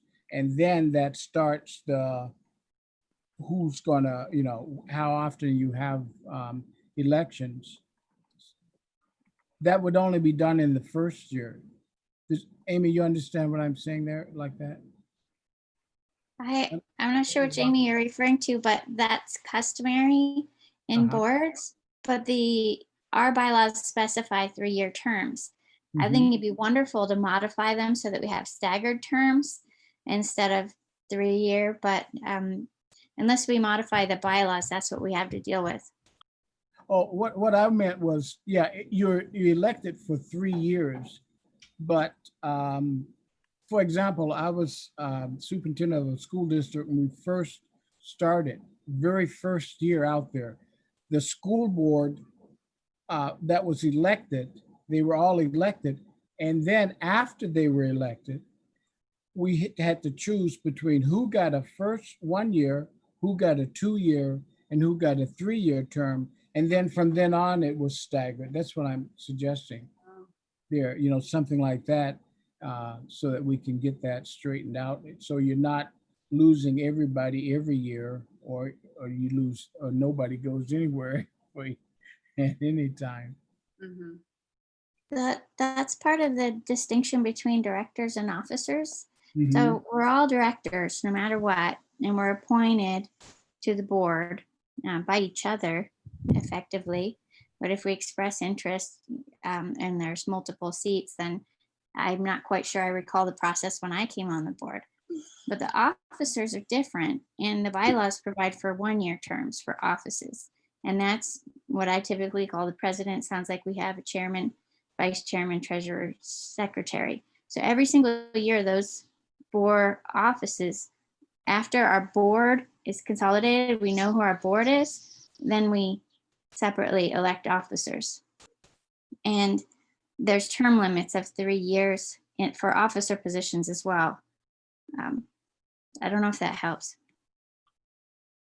Well, and I know we've been doing it where, yes, we're elected in, but I know since I've come on board, it's basically been like, well, at least Alex and I, since the day we've come on board, we've had our office and nobody wants to kick us out of our office.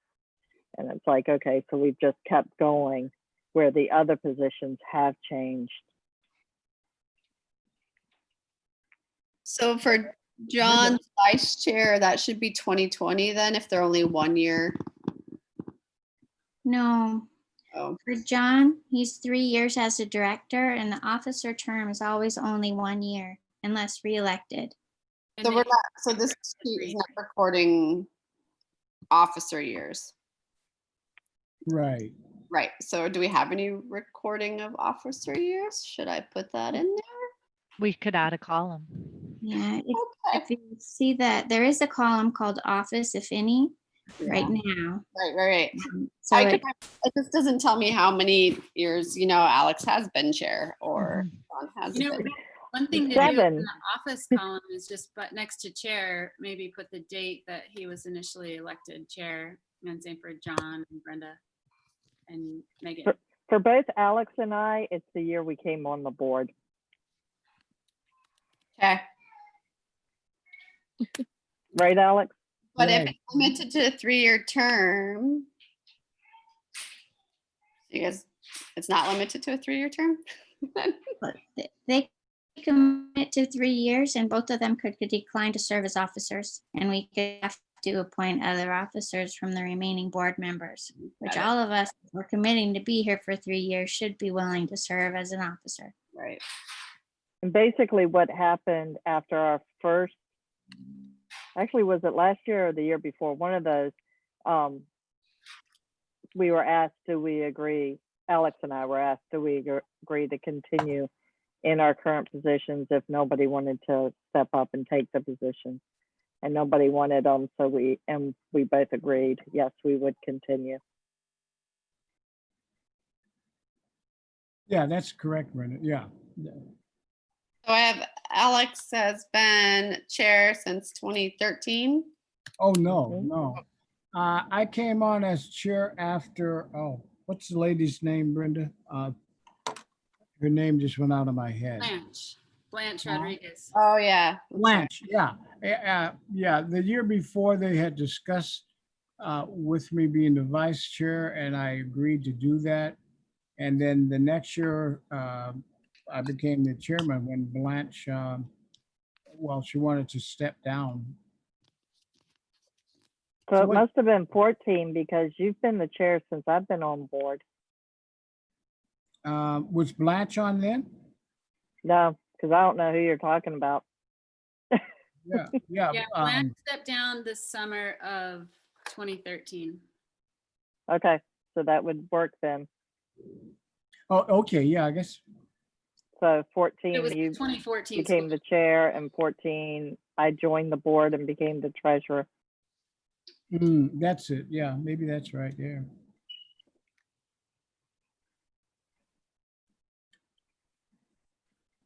Hopefully, we're not totally confusing you, Megan. I'm doing my best. I can email this out for a final verification too. Okay. It's clear who's up. You know, if we're going to do elections in August, I just want this to be correct. Could we potentially poll the board, circulate this and poll the board who plans to recommit for an additional 3 years of the 1, 2, 3, 4, 5, 6 people who might be expiring this fall? Sure. Do you want me to do that? To send that email? I think that would be very helpful, and then we could know how many positions need to be filled. Yep. And Kevin hasn't submitted an official written statement, but I think Brenda told me at the meeting that he was not. Yeah, he doesn't plan on coming back, but I'll have him email you, Ms. Johnson, an official written statement that he resigns from the board. That'd be great. That way Okay. we have it ourselves legally covered. Yeah. Yeah. I just got to get him to stop flying long enough so he can. He has his own plane and he keeps going off flying. So I'll include the board members who have not updated their ASD accounts. I'll send that to your private or your personal accounts. Thank you. Sure. If you could please continue to do that for me, I'd appreciate it. Absolutely.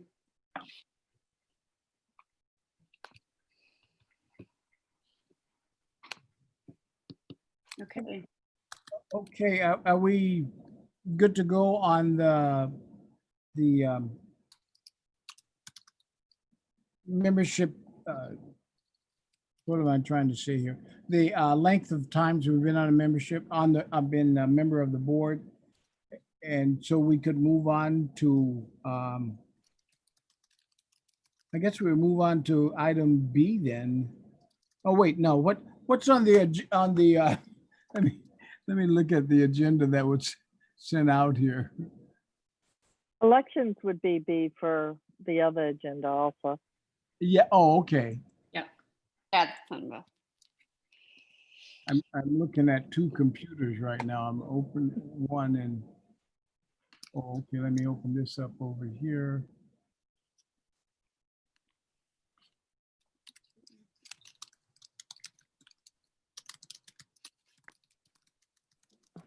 When would you like this information shared with the board? Before the elections, I'm assuming, so we know how many seats we'll have? Yes, please. Okay. Yeah, I'm updating the document right now, Amy Johnson. So, yeah. Yeah, so as elections actually are what will happen in August, so we'll be getting the word out not only to ourselves, but then also to the wider Highland community prior to August. And is that accurate? Yes, and they're supposed to submit, we've still got that form letter kind of thing that they're supposed to submit, right, Amy? If it'd be appropriate to entertain a motion at this time, I would move that in August, we fill any board vacancies that exist and that we postpone election of officers until September, as long as officers are willing to maintain it for one additional month. I second that. Okay, we have a motion and a second. On, repeat that part. We will bring on the new members in August. We'll postpone the election until September.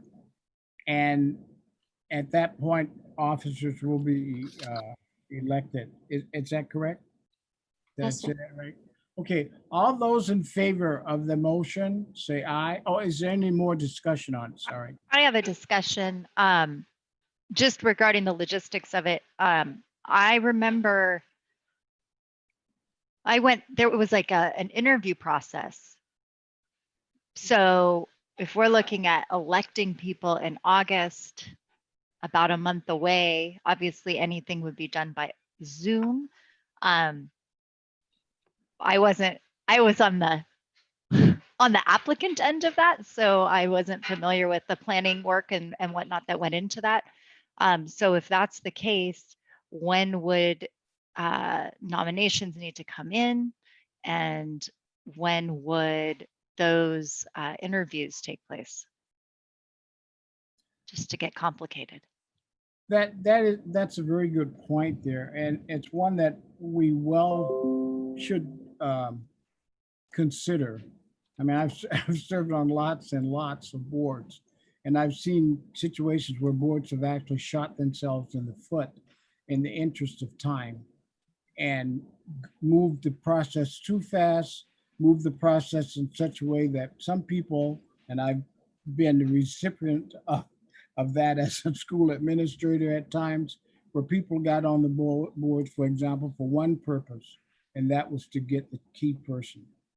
And that all they did is mess the organization up. I mentioned that in the interest of, yes, we should go through, I think, the process of interviewing people for the board and the board, which is a good thing, I think, in this situation, where the board has an opportunity to assess whether that person really can benefit the board, or are they there for other reasons or something, you know? Well, if we have it where the paperwork gets turned in prior to the meeting and it gets emailed out to all of us, that we can review it at least 2 or 3 days before the meeting, we could then have the interviews in August, since that's the whole reason for that meeting, or the main reason for that meeting is for the election of board, or the selection of board members. So we would need to probably get the things out fairly quickly here, real quickly. Yes. So that then we need to see how many people are interested in running and being on the board. One of the things we may have also, and again, I hope you don't mind me as the chairman giving my own opinion on this. One of the upsides of having monthly meetings is that people can, and some of you have talked about the good points. One of the downsides is how much interest do many people who are very busy have in serving on a nonprofit, that's what this would be, board of directors, that they have to commit to every month for several hours being at that meeting. So we probably should consider that before we do something that we go, oh, that really, because we did have monthly meetings back when I first got on the board. And then people just did not want to do that because, number one, you had a lot of professional people. I mean, I got on as a community member. I ran a native corporation at the time. And I had the time to do it, but a lot of people didn't have the time to commit to something like that on a monthly basis for 2 or 3 years. So those are the factors that we need to consider as we move forward on it. I'm not saying don't do it, but there are considerations that we have to think about at times when you ask people like we're talking about now in the next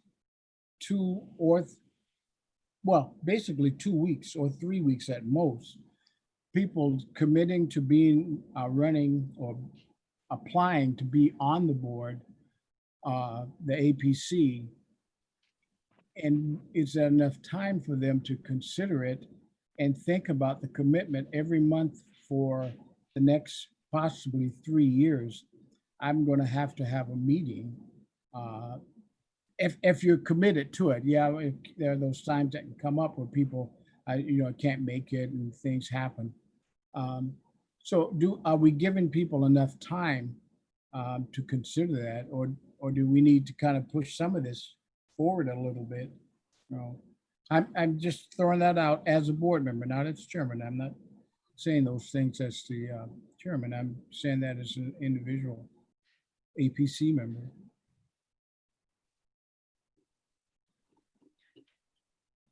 That's a good point. I wonder if we are meeting more frequently, if our meetings are shorter, because Sometimes, we might be able to, like, for example, if we didn't meet last month, right? So if we say met last month, we would probably have been able to talk about elections and those things, or finalized the board evaluations then. And then this meeting would have been maybe more focused on school startup and things like that. So hopefully, ideally, it would spread out more. I Right. wonder if I hear what you're saying, Alex, and it just seems like there are items that need to take place every other month. Like there's the board evaluation that takes place in April, and the principal evaluation takes place in May or June. And we know about these ahead of time, but it sort of distracts us from what's going, not distracts, but it takes away from what's going on now in the moment. And I feel like my principal reports are so rushed and there's so much information. So I almost wonder if we could have special, and I shouldn't say that term, but like set meetings with the theme. So every August we're going to do elections. Every May we're doing principal evaluation. Right, and so then we still have our every other month meeting maybe, but then there are certain months where there are, which just naming those are 3 extra months that we'll be meeting outside of our regularly scheduled meetings. I think that's Like really that helpful. idea. Yeah. Or if Those they're are just good things. regularly scheduled meetings that are atypical, and we don't have a every other month. We have an atypical calendar. Yeah, that's a good. Should we consider, doing, because we've selected or voted to have meetings every month. And now that the people that we're going to be putting this information out to, who may want to serve on the board, they've got to decide whether they have time. I recall, again, I hope you don't mind me digressing a bit. When I got asked to be on the board, I ran a native corporation. The person that asked me to be on the board worked for Alaska Pipeline Service Company and was the president of the board. And I agreed because he knew my background in education. And so I agreed to be on the board. And so I went through the process of, going through the interview, going through the process, and then getting selected for the board. But actually that took a couple of months. It took a couple of months. Number one, I attended, and I'm not saying we'd have to do all this. I attended a board meeting and where they introduced me to who was on the board and what was going on. They always served nice food, etc. And and then the next thing they did was they sat down and dutifully interviewed me and asked me some very good questions. And later I was appointed to the board and went on from there. I'm wondering, are we looking at that process in the same manner? Are we looking at it in something else, or are we rushing it in such a way that we regret it in the back end of it? I think one thing that's really different about this year is I remember, especially the staff positions. I think it was Mike Welge that I took over from, but he talked to different people on the staff and talked about what it would entail and would we be interested. And so like there was this whole spring of recruiting time, I guess you might call it. And so then, right, by August, you were prepared to go to your first board meeting and be interviewed, because you had it in the back of your mind for a couple months. You interviewed Kelly? No, because nobody else wanted to do it, so they needed a staff. So I just said yes. But I remember I went to the last board meeting in May just so that I could get a feel of what was going on before I started as an official board member in August. And that was really helpful for me so that I didn't have to make a commitment before I had ever even understood what it was, what it was like or what kind of things that the board did. And I think that's the piece that's missing, that's why we're feeling so, I don't know, what do we do? Where do we get these new board members? Yeah. Maybe they're all watching on YouTube Live. Right. Nice to know. One It's, of the things I've said to, I think maybe to some of you before, previously I was the principal at Family Partnership at one point there. And what I had was every Thursday, the ladies on the board would come to me and give me my directions for the next week. Every Thursday they would do that. I had a meeting with them. Now, as some of you know, my personality is kind of easygoing. And so I would dutifully sit there and do that and listen to that. But I can also say the reason that there is a frontier charter school that is similar to Family Partnership is because a high percentage of the people with Family Partnership was fed up with what the new board was doing and moved over, and in a very short period of time created Frontier Charter School and moved their people over to that. I know I'm believing some stuff, but my point is this. I find that when people are on a board and they're very busy, they spend less time picking into what the principal, what the administration should do. And it's a fine line to me between being helpful, where you're helping out the administrator, and where you're there basically trying to run the school around the administrator. So I would hesitate to see where this is for me personally, one of the best boards that I've ever served on, because we appear to be there for the main purpose of the board, and which is to help the growth of our students here and to work together. And as I say a lot, the whole is greater than the sum of the parts.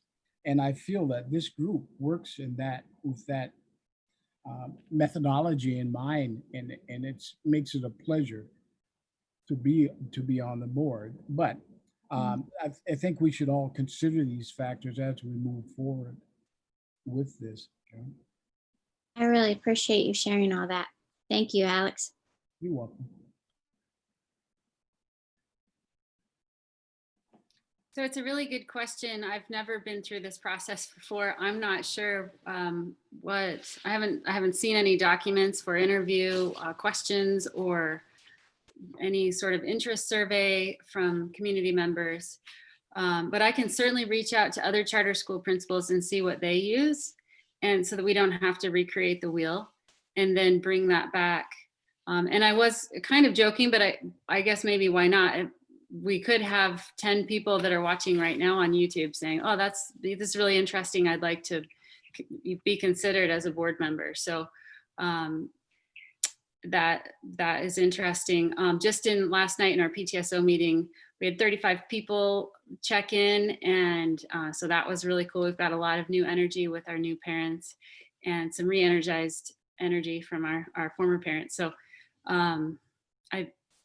I hear what you're saying, Kelly. It'd be nice if we had done this in May and had this conversation in May, but we can learn from this, and next May really work on that. But if we're filling 5 seats this coming school year, then we need to definitely get on that.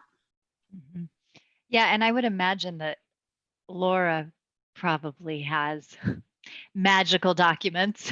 I imagine with, because I don't really remember. I know I came to a meeting and I watched, and then I asked a question and commented, an area I think I wasn't technically supposed to. And then I think I submitted a resume and a cover letter is what I think I ended up doing. I don't know if I filled out a form. It feels so long ago, but I definitely remember sitting in one of the rooms with, I think, 3 other members. I think, wasn't it? Brenda, were you one of them, right? Yes, I was one of the board members who interviewed you. That's what I thought. So yeah, so there are set questions. I imagine. I don't think they kind of came out of thin air.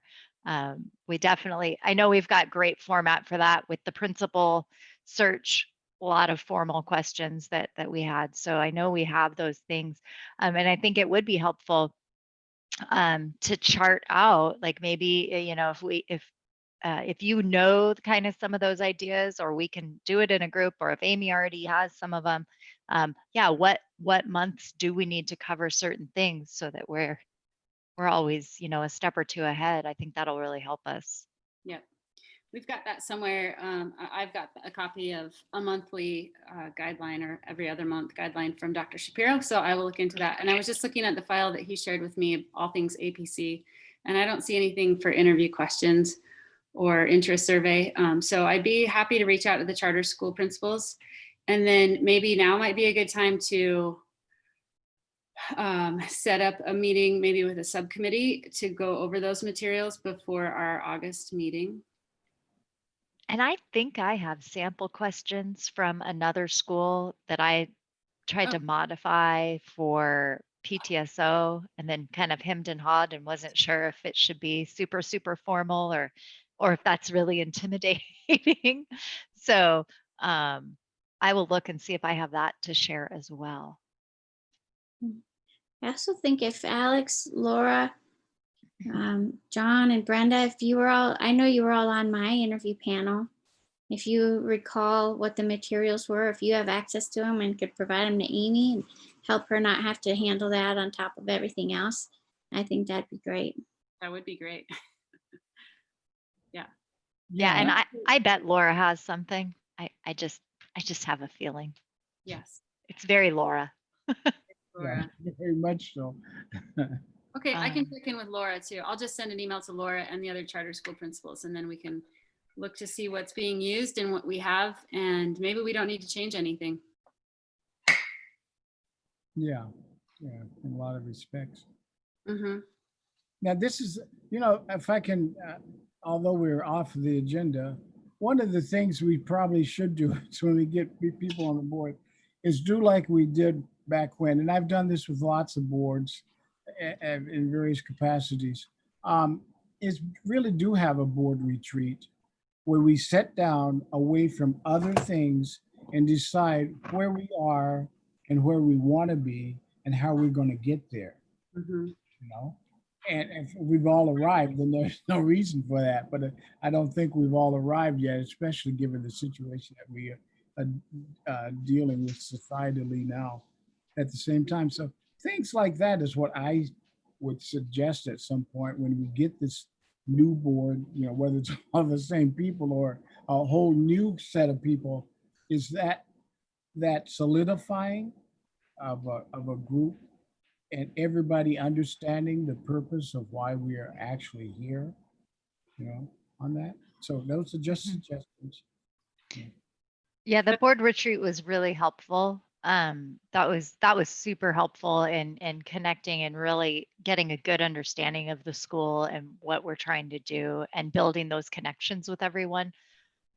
Obviously, it's going to be a little trickier to have something like that this year with our current situation. So that might have to be a little bit more creative. It might have to be a few hours Zooming over a course of a few days or something, so that people's ears don't hurt. I don't know. Well, we might have to Great big rent huge a place room. big enough so we can scatter out with screens between all of us.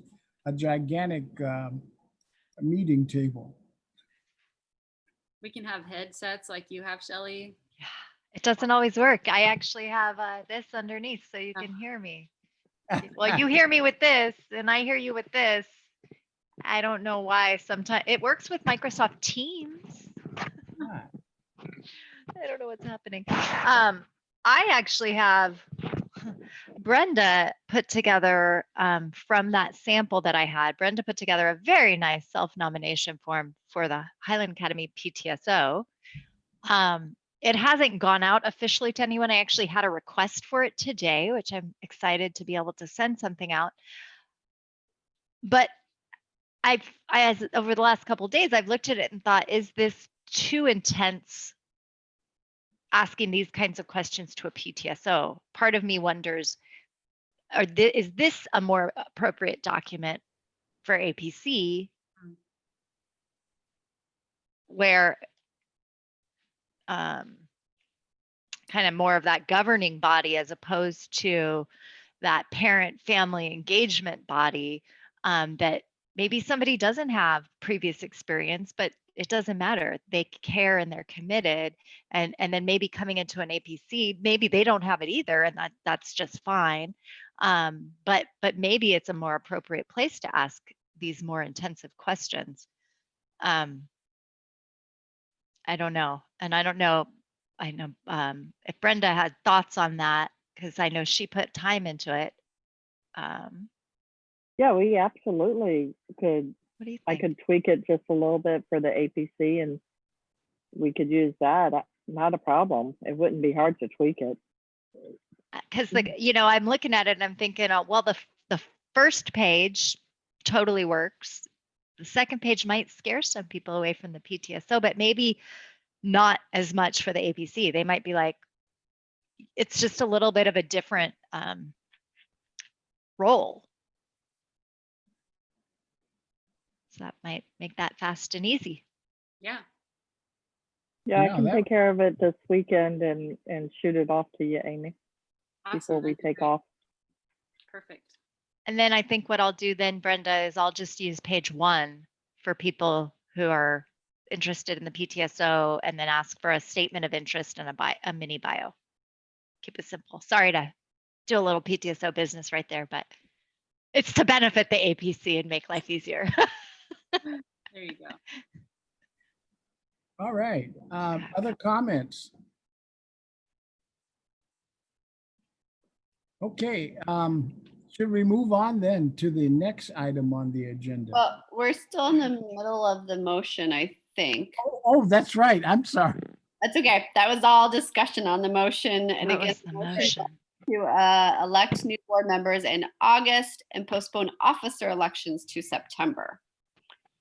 Okay, we have a motion on the floor to elect new board members in August and postpone the elections till some point in September.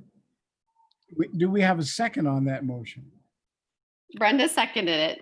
Okay, Brenda So now seconded. we're just voting on it because we Okay. discussed. Yeah, Any that was other all discussion discussion on on that this? motion.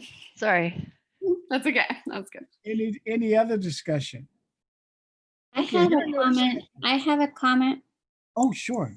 Sorry, which is just that I know, right? And this never happens anymore. So awesome. All right, so Miss those days. maybe. We're all having that precious moment. Thank you for sharing it with me. So the point is that the reason I asked for potentially polling the board as to how many vacancies we'd actually have, so I think that helps us. And I think that even if we have vacancies, they don't have to be filled immediately. If we can still have a quorum and we have committed individuals on the board and we carry those vacancies for a few months. I don't suggest, I think Alex, the comments you made are really well taken about not rushing the process and just sticking anybody in there.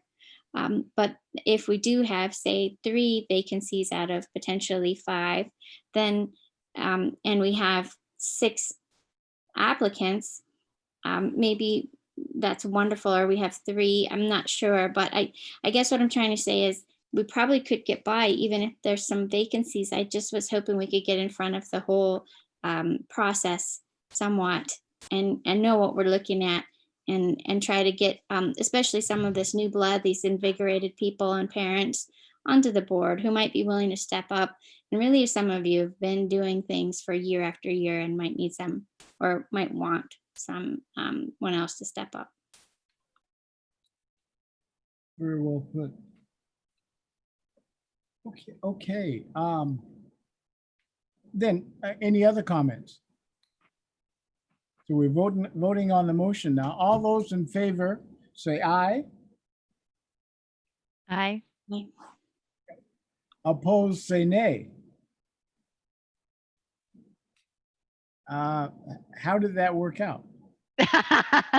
Yeah, There's a lot of silence in the room. we got a lot of silence. Everybody's on mute. Everybody, yeah, I'm wondering. Should I do that again? Or should I, No, I think it passed there, Alex. it passed? Okay. I wasn't sure. Then the motion passed. All right. I wasn't keeping track by counting. Did we lose John? Unless we had some who abstained. Okay. I couldn't hear. Maybe that's what it was then. There were some visual votes too. Okay. Oh, okay. Gotcha. Gotcha We're there. on mute. Okay, the motion passed. Okay, then Amy, of course, we're gonna get together next week concerning that other issue. Okay, next on the agenda is what? I think that's it. Next meeting. Next meeting, yeah, that's you know, August 26th, is that what I saw? August 26th. Isn't, or no, that's No. something else. That's another meeting. Oh, I thought it was the 21st or something, wasn't it? The first day of school. 20th. August 3rd. 20th, okay. August 20th. 20th. August the 20th is our Yep. next meeting. All right.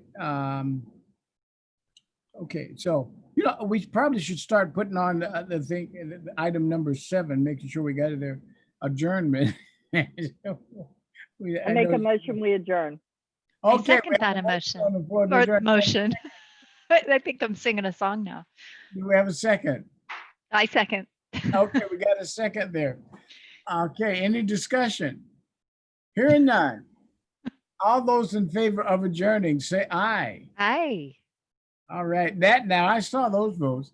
And all those in favor, opposed to adjourning, say nay.